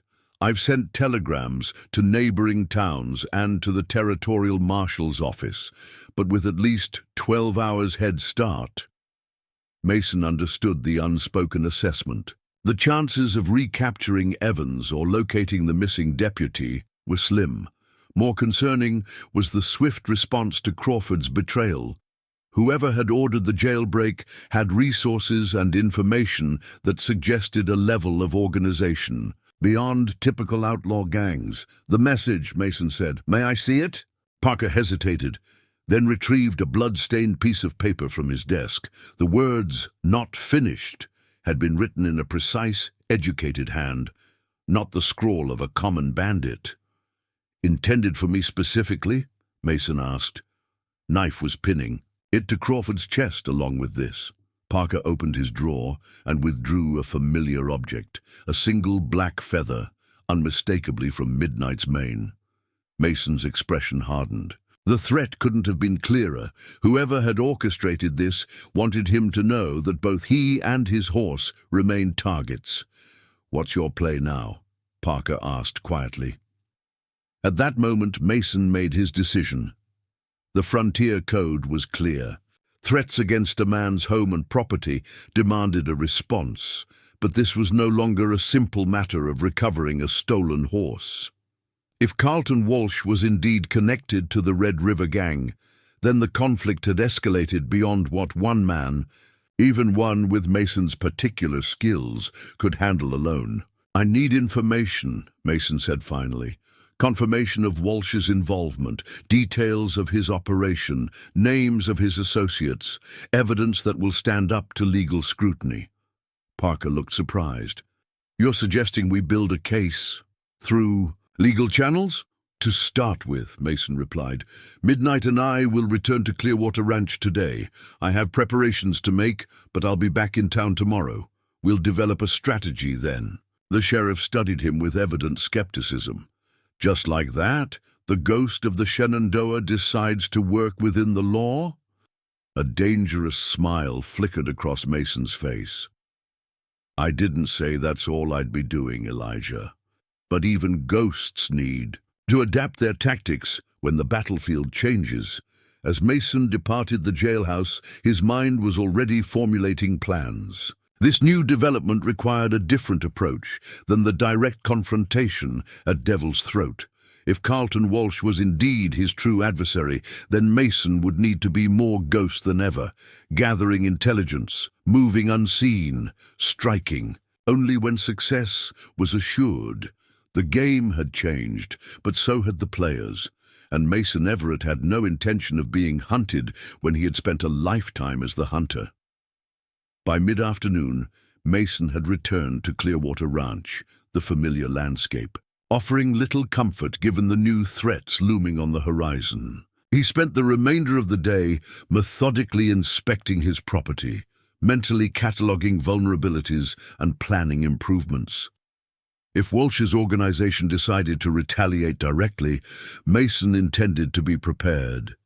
Midnight followed him. During this inspection, seemingly unwilling to let his master out of sight after their ordeal. The stallion's intelligent eyes tracked Mason's movements, his ears flicking forward whenever Mason paused to examine a particular area more closely. "Going to need to make some changes around here, boy," Mason told the horse as they surveyed the open approach to the ranch from the North Ridge. Too exposed, too many blind spots. As dusk approached, the sound of approaching horses drew Mason's attention. His hand moved to his revolver before he recognized Harriet Tillman's wagon, leading a procession of at least a dozen riders from River's Bend. "What in blazes?" he muttered, watching as the unexpected convoy made its way up the long drive to his homestead. Harriet pulled her wagon to a halt in the yard, the other riders forming a loose semicircle behind her. Mason noted that most were familiar faces from town: Thomas Grant from the saloon, Daniel Reed the blacksmith, Howard Fletcher the banker, and several farmers and shopkeepers he knew by sight, if not by close acquaintance.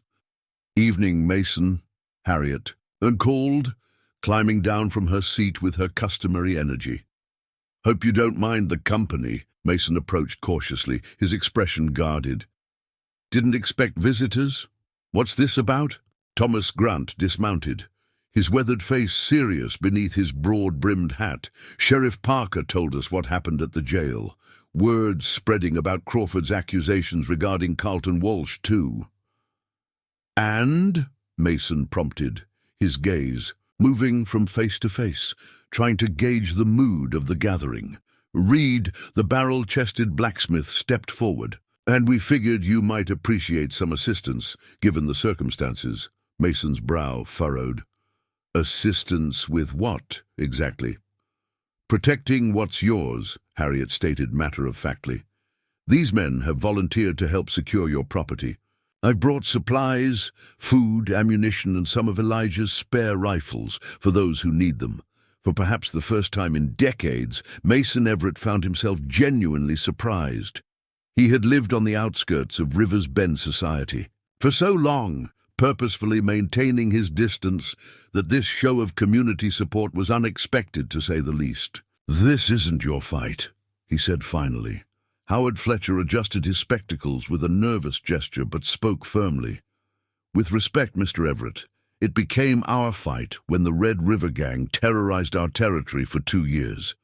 When they murdered the Pemberton boy, when they threatened our livelihood and safety. And now, with Walsh potentially involved," Grant added, "this goes beyond one man's horse or homestead. This is about standing against those who think they can rule through fear and violence." Mason studied the group with new appreciation. These weren't soldiers or lawmen.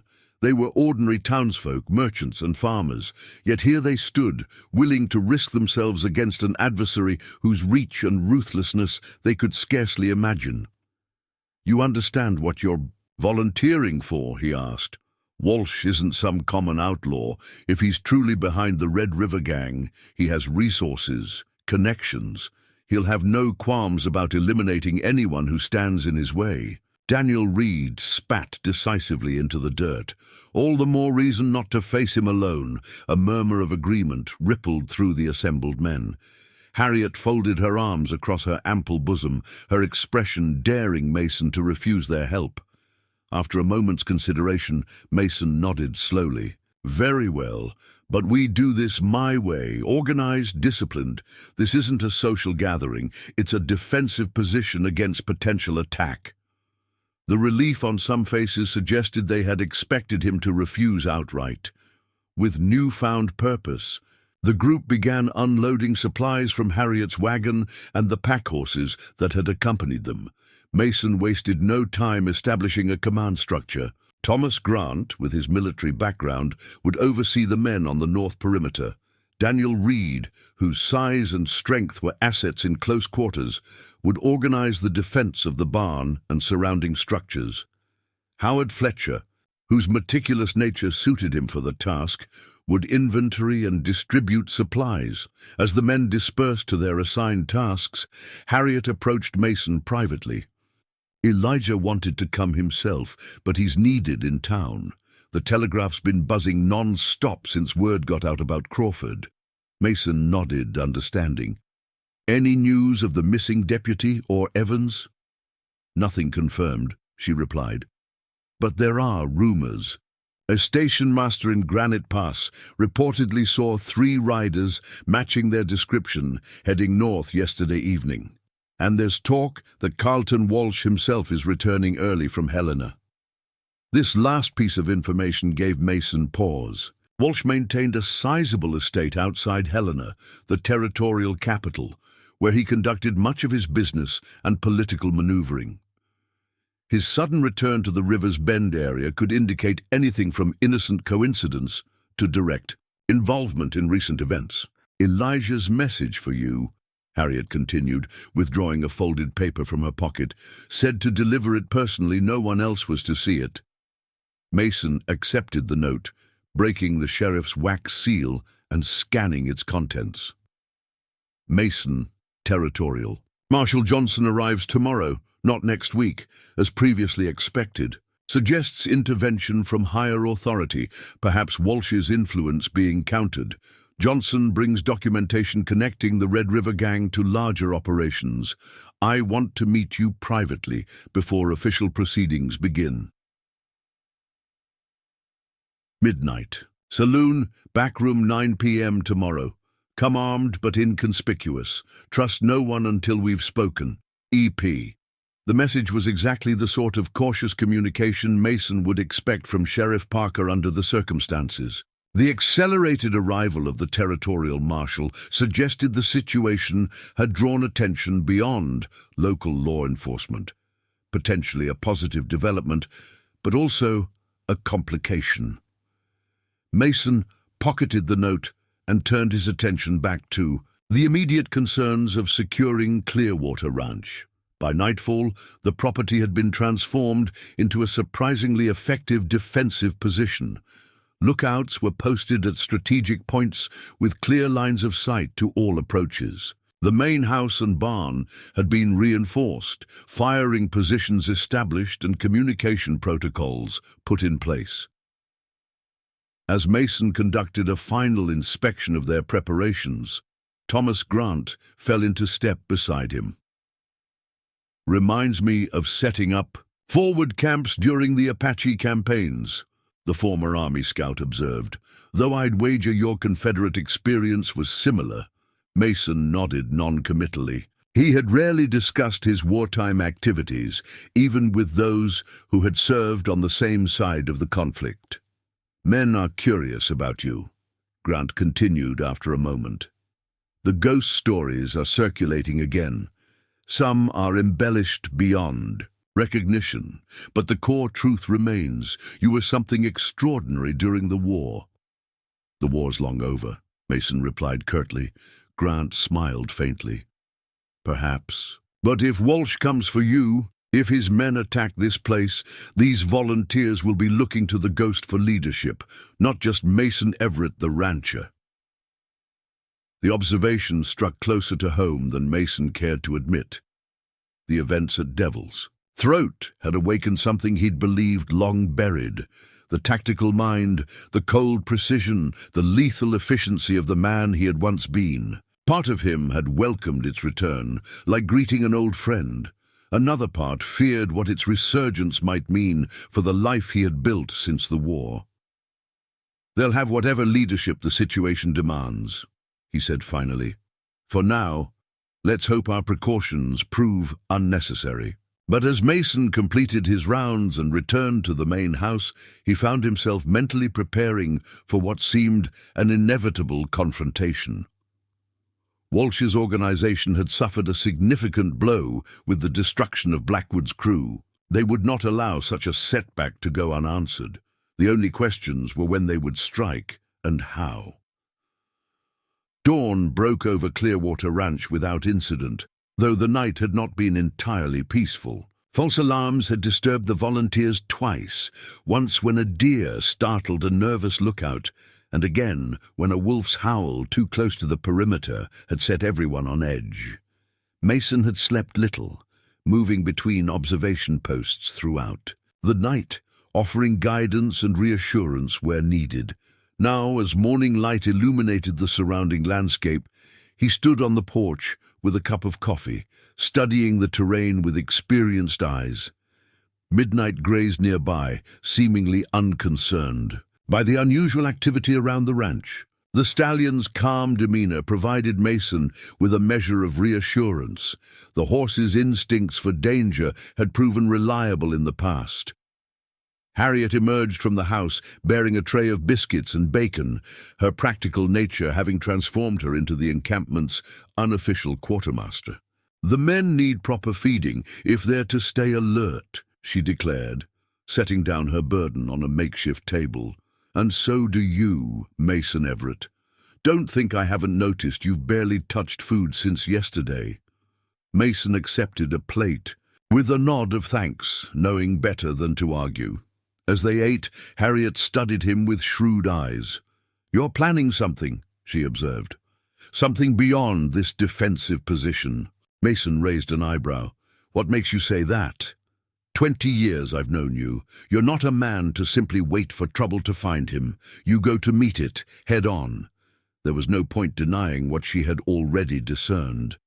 "I'll be riding to town this evening, meeting with Sheriff Parker and the Territorial Marshal." Harriet nodded, unsurprised. "And after that meeting, will you be returning here?" Mason considered his response carefully.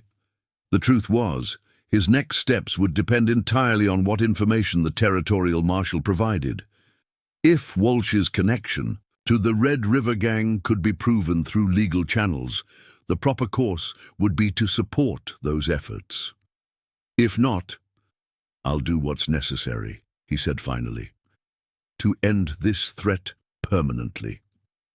Harriet's expression softened with concern. "Just remember, you're not alone in this fight, Mason, not anymore." Before he could respond, Daniel Reed approached from the barn, his expression urgent.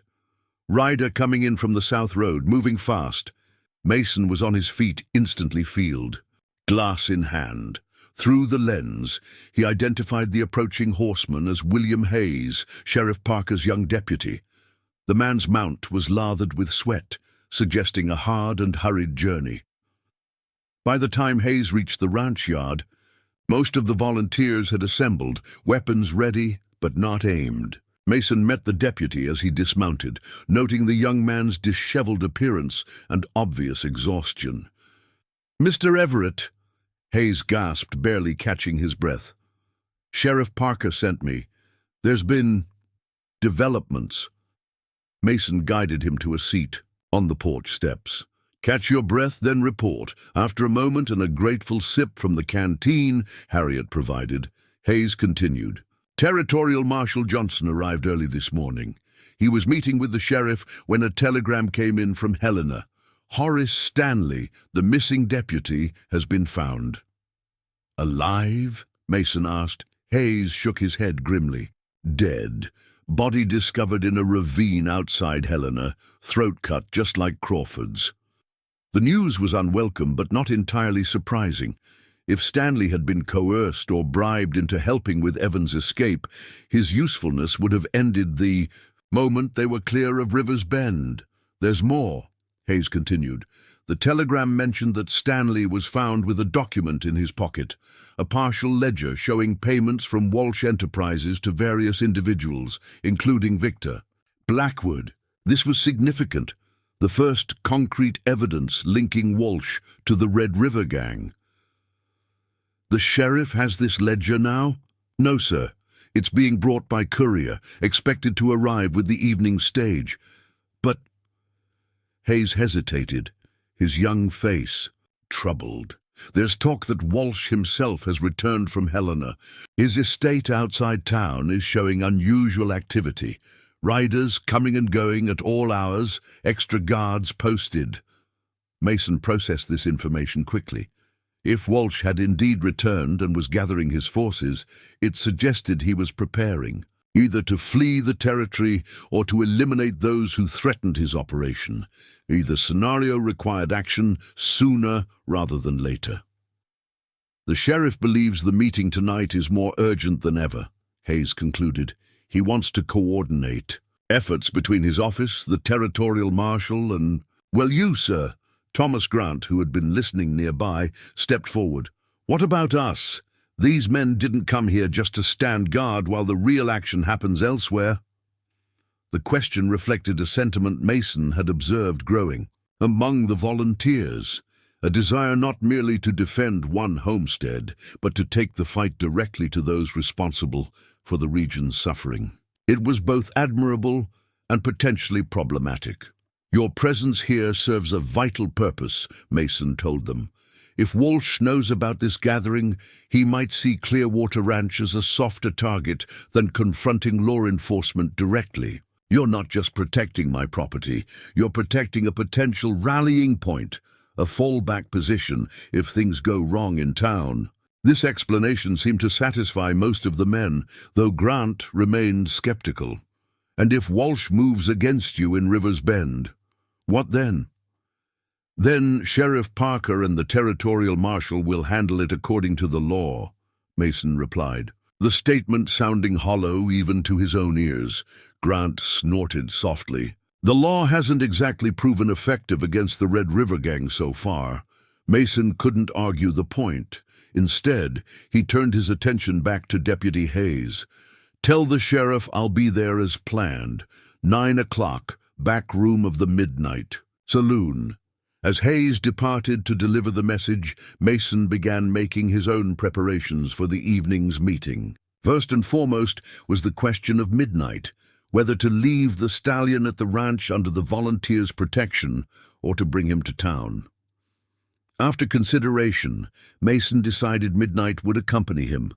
The horse's speed and intelligence had proven invaluable during the confrontation at Devil's Throat, and Mason preferred to keep his most trusted ally close at hand. Besides, the stallion's absence from Clearwater Ranch might actually reduce the likelihood of an attack there, redirecting Walsh's attention toward River's Bend. By late afternoon, Mason had finalized his plans. Thomas Grant would assume overall command of the ranch's defense in his absence. If Mason hadn't returned or sent word by noon the following day, Grant was to lead the volunteers to specific rendezvous points Mason had identified, locations that would allow them to either support law enforcement or withdraw safely, depending on circumstances. As the sun began its descent toward the western mountains, Mason saddled Midnight and prepared for departure. Harriet approached as he checked the cinch a final time. "You expect trouble in town?" she said. It wasn't a question. Mason secured his Henry rifle in its scabbard before answering. "I expect Walsh knows his operation is compromised, cornered. Men with power and resources are the most dangerous kind." Harriet pressed a small object into his hand, a silver pendant on a leather cord. "My Elijah carried this through 3 Apache campaigns. Said it kept him safe when nothing else would. Figured you could use whatever protections available, earthly or otherwise." Mason recognized the gesture for what it was, not mere superstition, but a symbol of the community's concern for his welfare. He slipped the pendant into his pocket, with the nod of acknowledgement. "Keep a weather eye out here," he advised. "Walsh might try to divide our attention with feints or diversions." "We'll manage," Harriet assured him confidently. "Just make sure you come back, preferably with that smug look that says you've outwitted someone who thought themselves cleverer than you." With a final check of his weapons, the Remington on his hip, a derringer in his boot, and the Bowie knife sheathed against his ribs, Mason mounted Midnight and set off toward River's Bend as the first stars appeared in the darkening sky. Behind him, Clearwater Ranch stood prepared for whatever might come. Before him lay a confrontation months, perhaps years in the making, though he hadn't known it until now. And somewhere between, Carlton Walsh and his organization waited, their plans and intentions still shrouded in mystery. Mason urged Midnight to a steady trot, the familiar rhythm of the horse's gait centering his thoughts. Whatever happened in River's Bend tonight would determine not just his own fate, but possibly that of the entire territory. The ghost of the Shenandoah rode once, more not for vengeance or glory, but for justice long overdue. The road to River's Bend wound through stretches of open prairie, interspersed with stands of pine and aspen. Under normal circumstances, Mason would have appreciated the journey's familiar landscape, bathed in twilight hues. Tonight, however, his attention remained fixed on potential danger, scanning ridgelines, noting unusual shadows, alert to any sign of ambush. Midnight seemed to share his vigilance, the stallion's ears constantly swiveling to track sounds, his gait measured but ready to burst into speed at the slightest signal from his rider. The bond between man and horse had deepened through their shared ordeal, evolving into something that transcended ordinary partnership. As they created the final rise overlooking River's Bend, Mason reined midnight to a halt. From this vantage point, he could survey the entire town spread out below. The main street was illuminated by lanterns from shop windows and the occasional street lamp, while the surrounding residences showed the warm glow of evening activities. The midnight saloon, at the far end of the thoroughfare, buzzed with particular energy, its windows bright, the hitching posts outside crowded with horses. Nothing appeared immediately suspicious, but Mason knew appearances could be deceiving. The unnatural stillness of certain alleyways, the unusual number of riders congregating outside the feed store, the darkened windows of the telegraph office that should have remained lit until midnight, all suggested subtle deviations from the town's normal patterns. Mason guided midnight down a game trail that skirted the town's northern edge. Rather than entering River's Bend directly, he approached through the small copse of trees behind the livery stable. If Walsh had men watching the main roads, this indirect approach might allow him to enter undetected. The back door of the livery stood unguarded, just as Mason had hoped.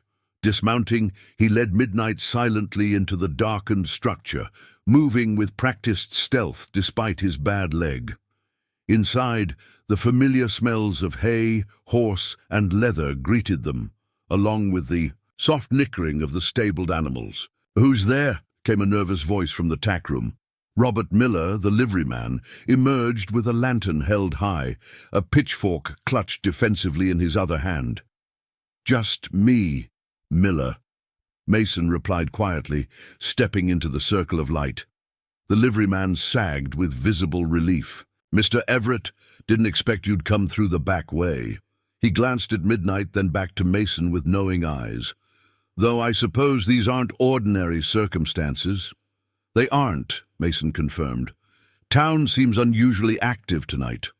Miller set down his pitchfork, lowering his voice conspiratorially. "Ever since news broke about Walsh possibly being connected to the Red River Gang, this place has been on edge. Some folks are taking sides already.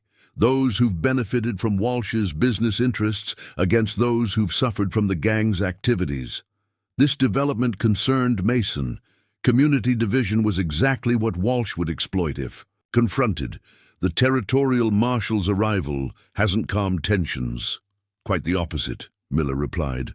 "Marshal Johnson's presence has everyone speculating. And then there's Walsh himself. Rode into town 3 hours ago with 6 men, all armed like they're expecting war.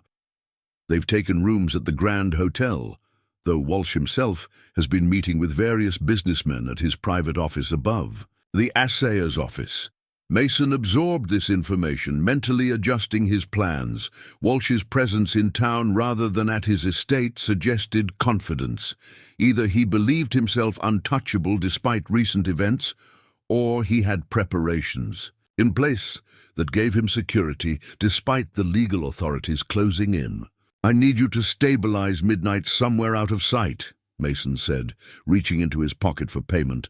"And I'd appreciate it if you could forget you saw me tonight." Miller waved away the offered money.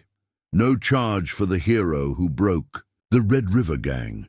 And don't worry about discretion. Sheriff Parker already spoke to me this morning, said you might need inconspicuous accommodations for your horse."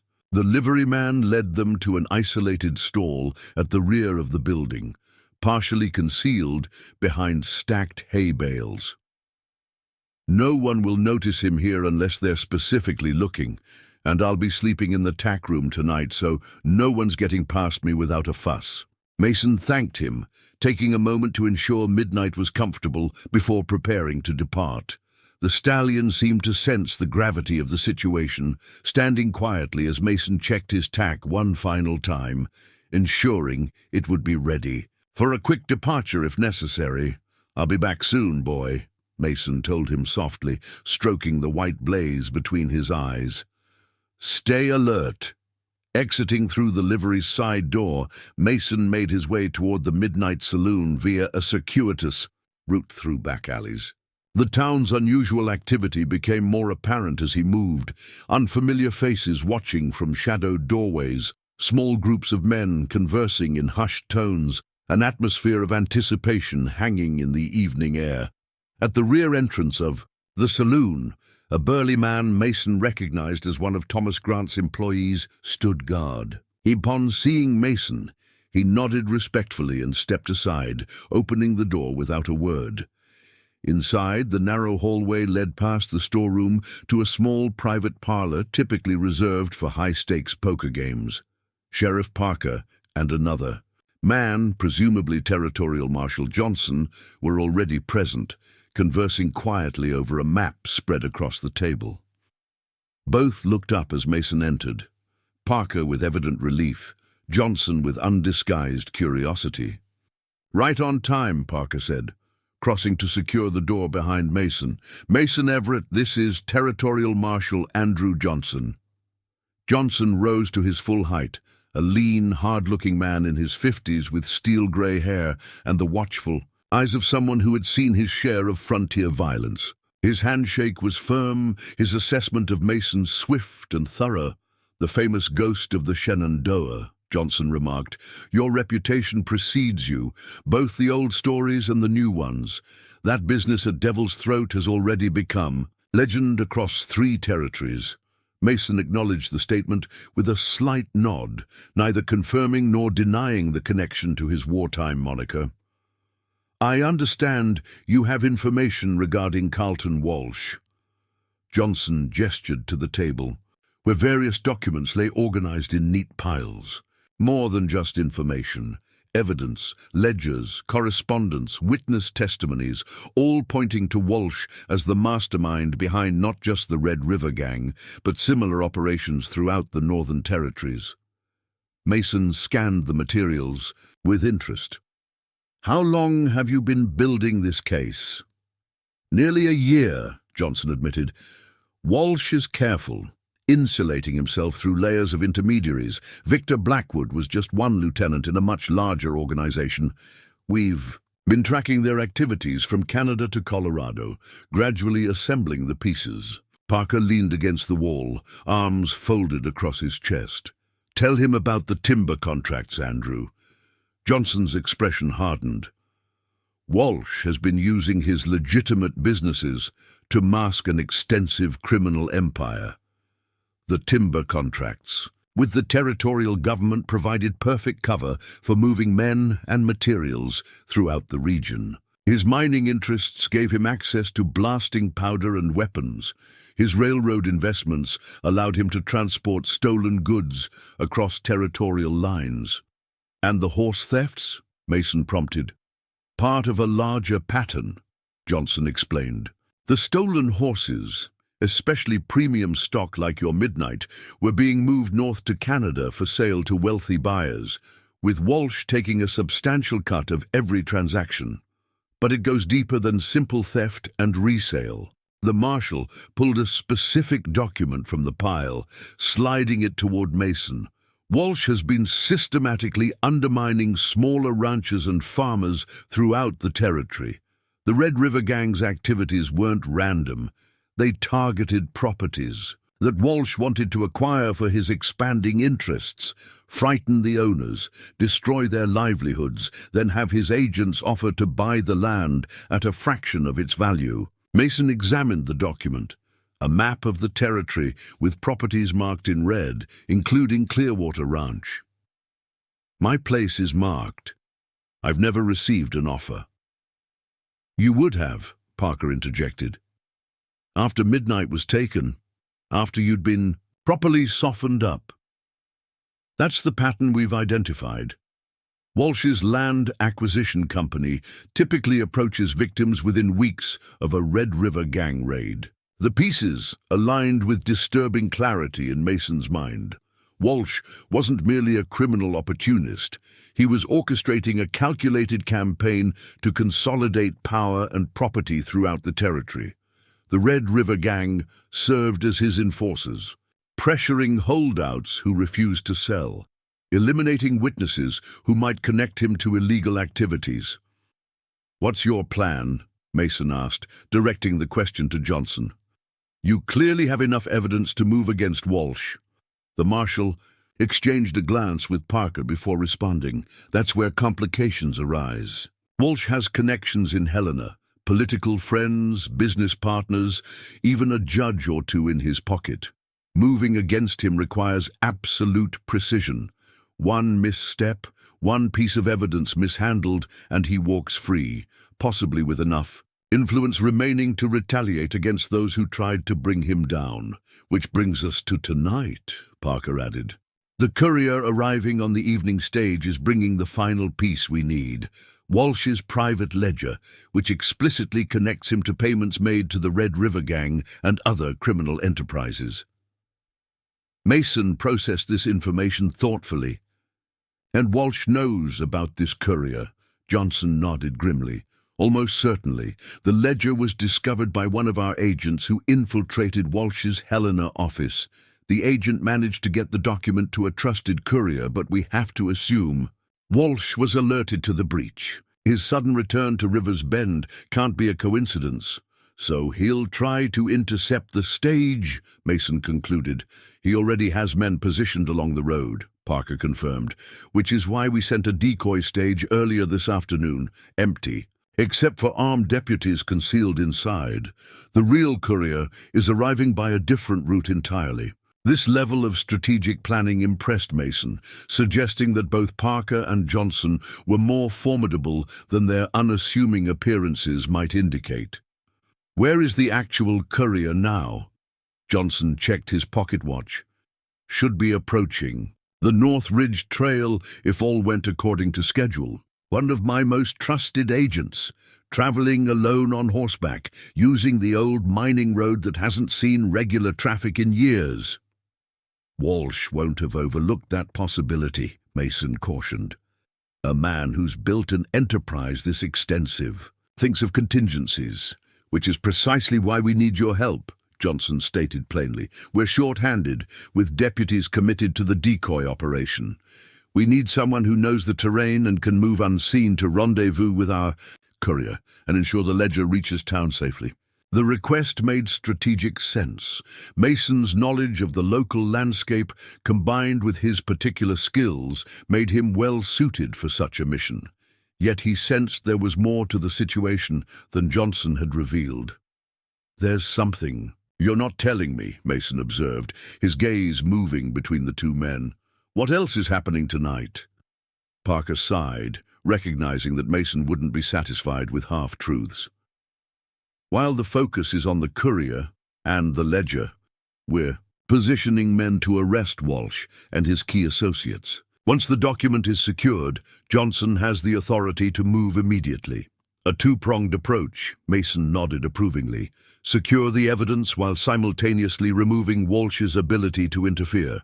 Clean, efficient, if all goes according to plan, Johnson qualified, but operations like this rarely do. We've already had one setback. The agent originally assigned to meet the courier was found unconscious behind the telegraph office an hour ago. Someone in town is feeding Walsh information about our movements. This explained the territorial. Marshall's interest in Mason's assistance, an outside element. Someone not directly connected to law enforcement might move without being compromised by Walsh's informants. When and where do I need to be? Mason asked, his decision made. Johnson indicated a location on the map, a small crossing on Pine Creek, about 3 miles north of town. Our courier will arrive there at approximately 10:30. The recognition signal is a barn owl's call 3 times in succession. The response is 2 short calls, followed by 1 long. Mason committed the details to memory, already planning his route. The timing would be tight, barely an hour to reach the rendezvous point, which meant departing immediately. What about Clearwater? Ranch? He asked. If Walsh suspects I'm involved, he might use my absence as an opportunity to strike there. Already addressed, Parker assured him. I sent 4 additional deputies to reinforce your volunteers, men I personally trust. And Walsh's focus tonight will be here in town. trying to intercept the ledger and protect himself from arrest. As Mason prepared to depart, Johnson offered a final caution. "Our courier doesn't know you, Mr. Everett. She'll be cautious, possibly even reluctant to trust you, especially given recent events. You'll need to convince her you're operating under my authority." The pronoun caught Mason's attention. "She?" Johnson's expression revealed a hint of pride. "Margaret Johnson, my daughter, best agent I have, though I'd appreciate it if you didn't mention our relationship to anyone outside this room. Her effectiveness depends partly on that connection, remaining confidential." The revelation added another layer of complexity to the mission. Mason had expected a hardened agent, not someone potentially vulnerable due to personal connections. Yet Johnson's willingness to entrust his daughter to such dangerous work suggested she was indeed capable. With final instructions exchanged and timing coordinated, Mason slipped out the back door of the saloon. The night had deepened during their meeting, clouds now obscuring the moon and stars. Favorable conditions for moving undetected, though they would make navigation more challenging. Rather than returning directly to the livery for midnight, Mason first conducted a careful reconnaissance of the town's perimeter. Multiple groups of armed men had taken positions at strategic points. Some were clearly deputies or marshal's men, recognizable by their disciplined posture and coordinated movements.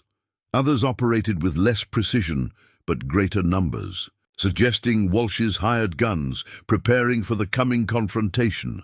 River's Bend stood unknowingly on the precipice of violence. Most citizens had retired for the evening, oblivious to the forces gathering in their midst.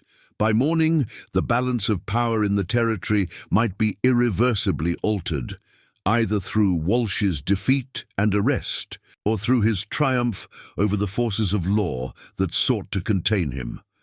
When Mason finally retrieved Midnight from the livery, the stallion seemed to sense the urgency of their mission. He stood perfectly still for saddling, his muscles tense. With readiness, eyes alert and focused, Robert Miller wished them luck with a hushed "Godspeed" as they departed through the rear door, disappearing into the darkness beyond the town limits. Mason guided Midnight at a swift but measured pace toward Pine Creek Crossing. The rendezvous with Margaret Johnson represented not just a critical juncture in the case against Walsh, but potentially the difference between justice and continued corruption throughout the territory. As they rode, Mason reflected on how far events had progressed from what had initially seemed a simple horse theft. The stealing of Midnight had been merely one thread in Walsh's larger tapestry of crime and manipulation, yet pulling that particular thread had begun to unravel his entire operation. Perhaps there was poetry in that, Mason thought, that a man who had built his empire by taking what belonged to others might be undone by taking one horse from one aging rancher who refused to surrender what was his. The irony would not be lost on Walsh when he finally understood whose trap he had ridden into. 3 months had passed since the night that would later be known throughout the territory as Walsh's Fall. The first frost of autumn had arrived, early at Clearwater Ranch, painting the surrounding meadows with crystalline white and turning the distant mountains into jagged silhouettes against the dawn sky. Mason Everett stood on his porch, the familiar weight of a coffee cup in one hand, his other absently stroking Midnight's muzzle as the stallion nuzzled against his shoulder. The horse had developed a new habit since their shared ordeal, seeking out his master first thing each morning, as if to confirm they had both survived another night. So much had changed since that fateful evening when Mason had ridden north to intercept Margaret Johnson and the evidence she carried. The memories still surfaced with vivid clarity whenever he closed his eyes. Their meeting at Pine Creek Crossing had gone according to plan, initially. Mason had arrived first, positioning himself in the shadows of a lightning-struck pine that offered clear sightlines in all directions. 20 minutes of tense waiting had passed before he detected the sound of approaching hoofbeats, deliberately muted but unmistakable to experienced ears. Margaret Johnson had proven to be nothing like what Mason had expected from a marshal's daughter. The woman who emerged from the shadows rode like a cavalry scout, her Winchester held ready across her saddle, her posture alert to every potential threat. She'd responded warily to Mason's owl call signal, circling the meeting point twice before, approaching directly. "Mason Everett?"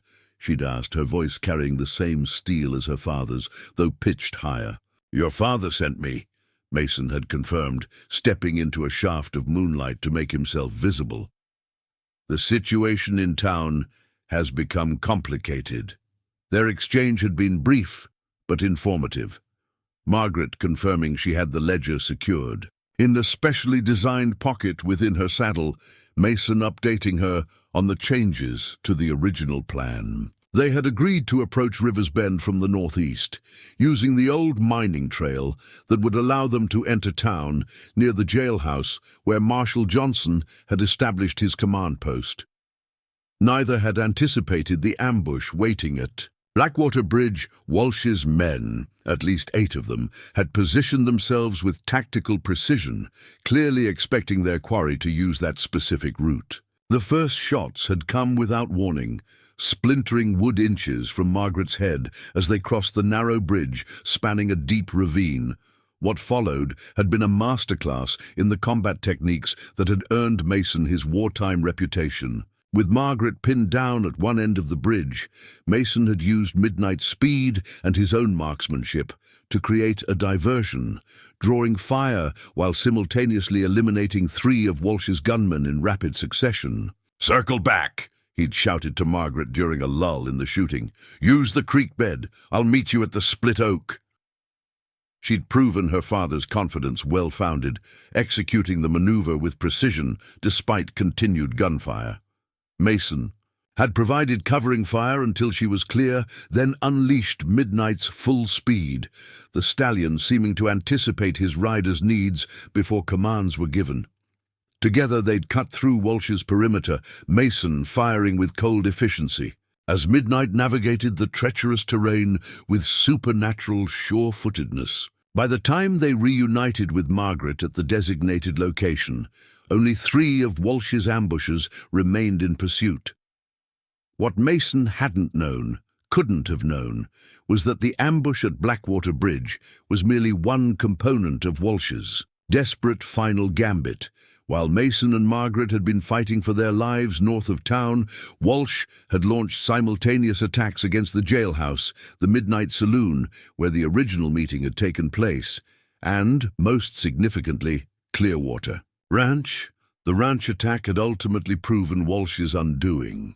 The combined force of River's Bend volunteers and Sheriff Parker's trusted deputies had not only repelled the assault, but captured several key members of Walsh's organization in the process. Among them was Evans, the escaped prisoner, whose subsequent testimony provided crucial corroboration for the evidence in the ledger Margaret carried.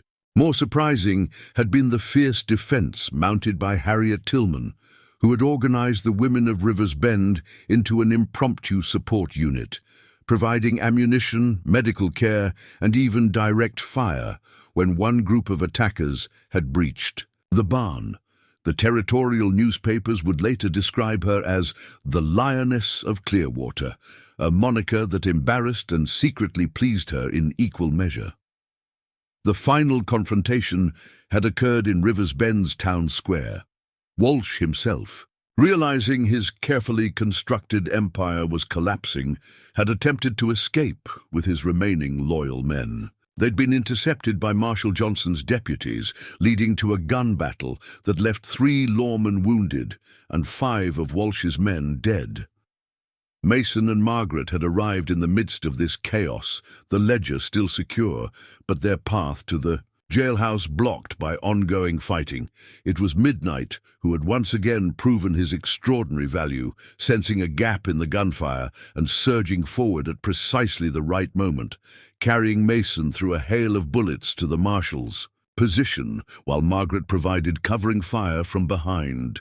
The ledger's delivery had sealed Walsh's fate. Confronted with irrefutable evidence and surrounded by territorial authorities, the man who had terrorized the region through proxies for years had surrendered with unexpected dignity. His final words to Mason before being led away had been both acknowledgement and lament. "I should have researched you more thoroughly, Ghost. My greatest mistake wasn't stealing your horse, it was underestimating what you'd do to get him back."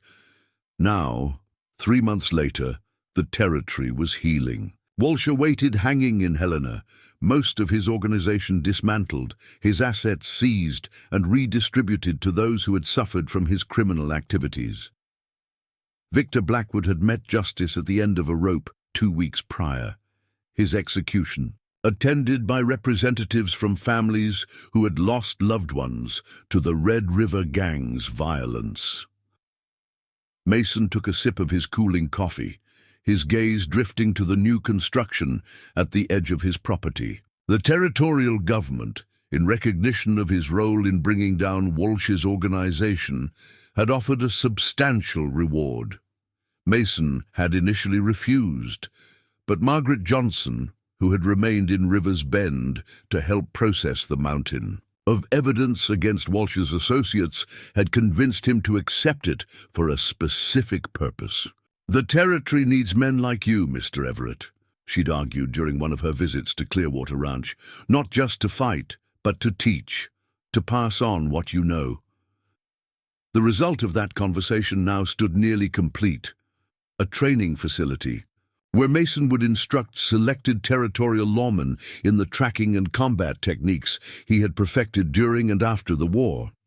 It wasn't a role he had ever envisioned for himself, but the events of the past months had demonstrated how valuable such knowledge could be when in the right hands.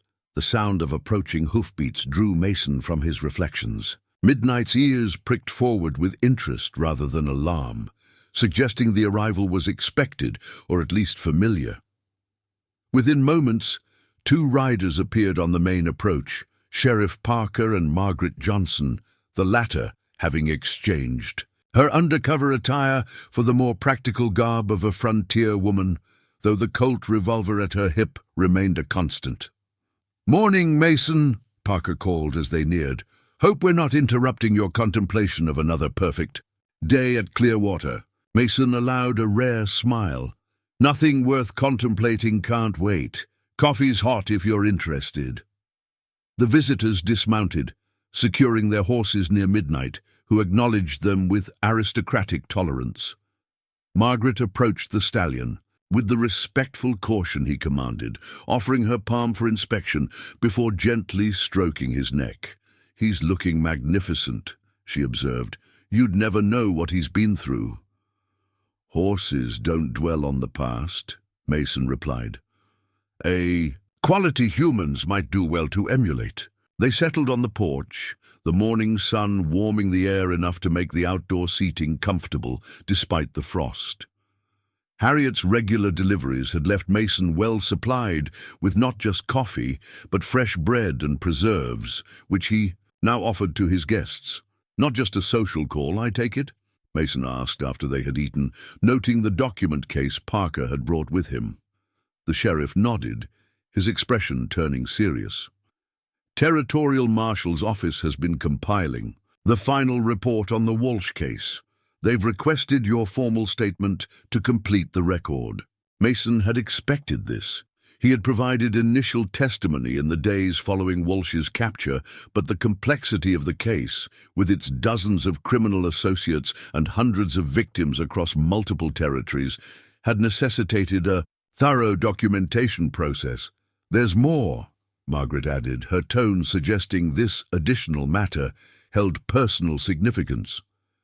"Father has been appointed to oversee a new regional law enforcement initiative, focused on coordinating efforts across territorial lines to prevent another Walsh-like organization from developing. Sounds like a sensible precaution," Mason acknowledged.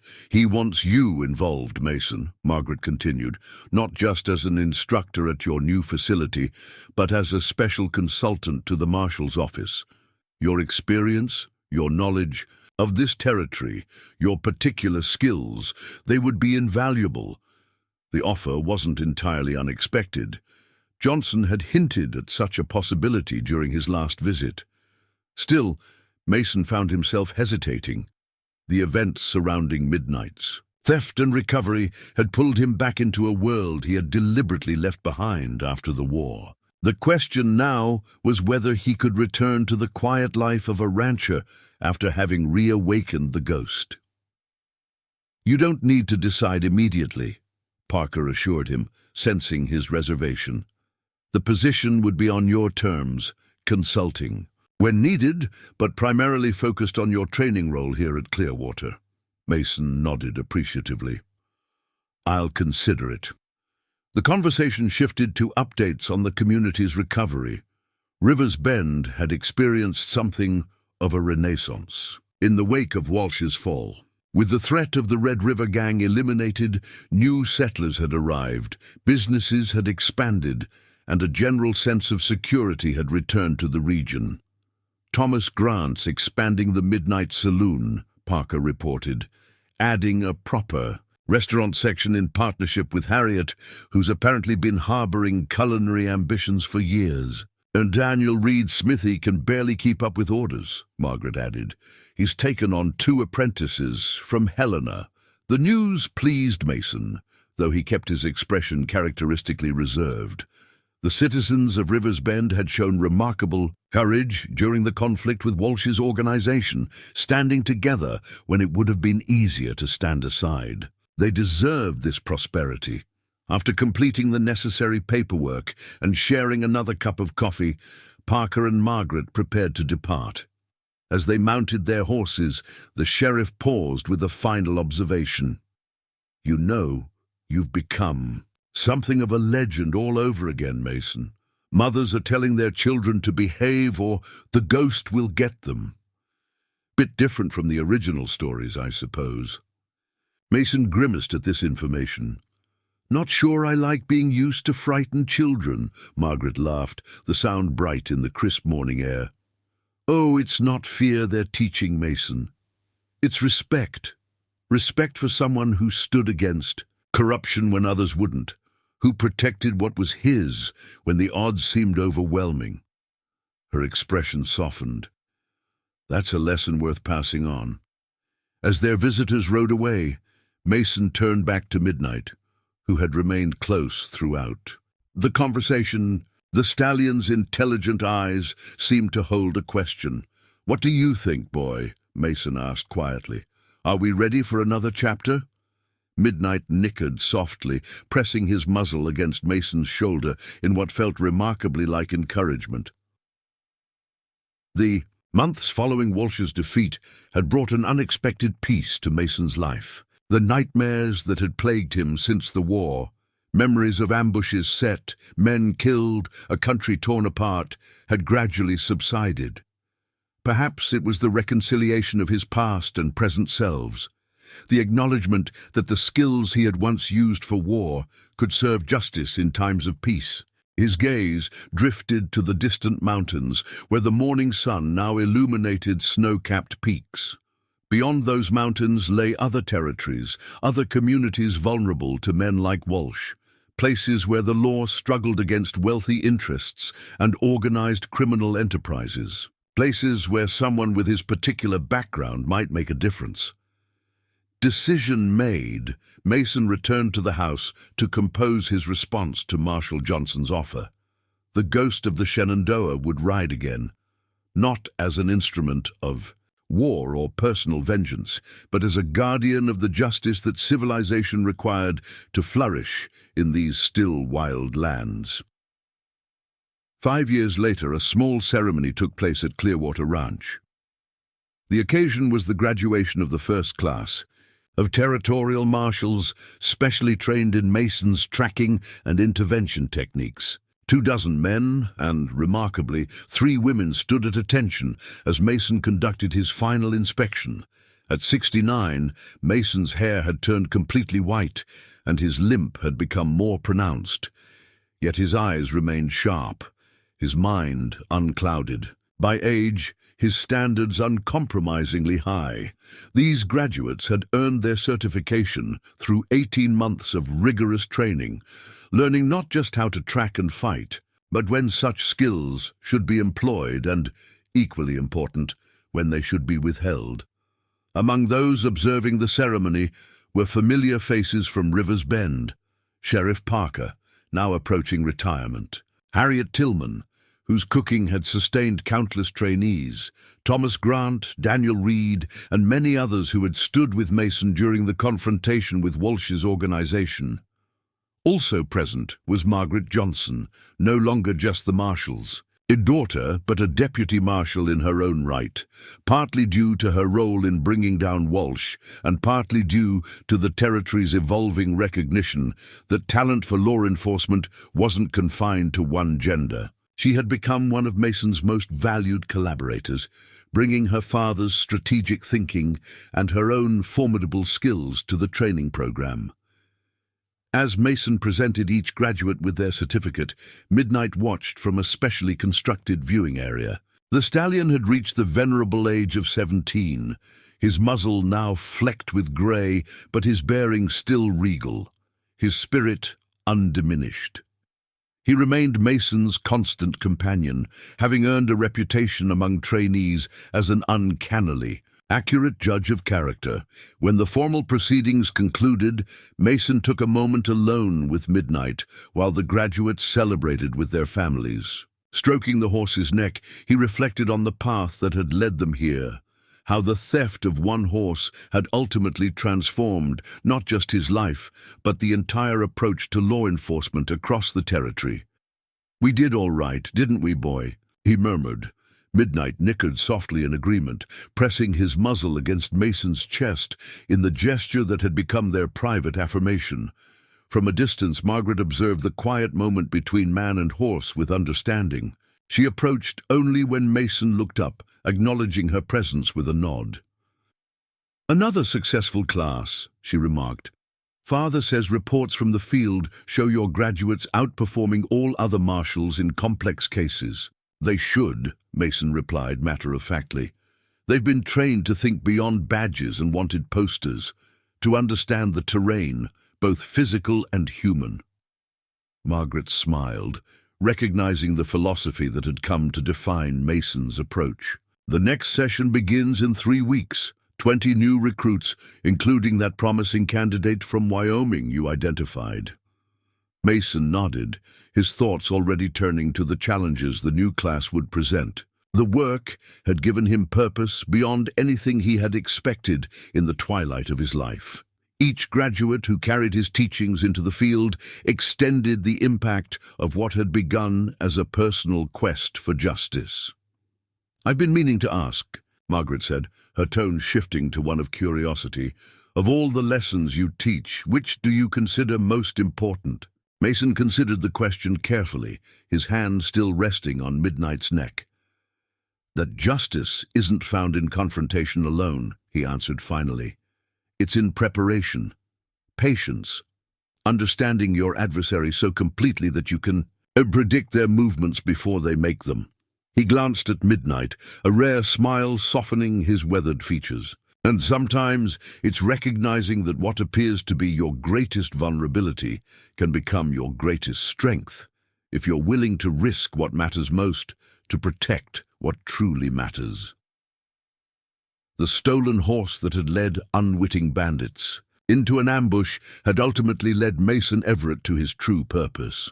As the setting sun gilded Clearwater Ranch in golden light, both man and stallion stood as living legends, reminders that in the vast wilderness of the American frontier, justice could find unexpected champions and enduring legacy in the most unlikely of beginnings. The ghost of the Shenandoah would eventually fade into history, but the principles he established would continue to shape law enforcement throughout the West for generations to come, all because a band of thieves had failed to recognize that stealing one man's last horse might be the last mistake they ever made. Up next, you've got two more standout stories right on your screen. If this one hits the mark, you won't want to pass these up. Just click and check them out. And don't forget to subscribe and turn on the notification bell so you don't miss any upload from us.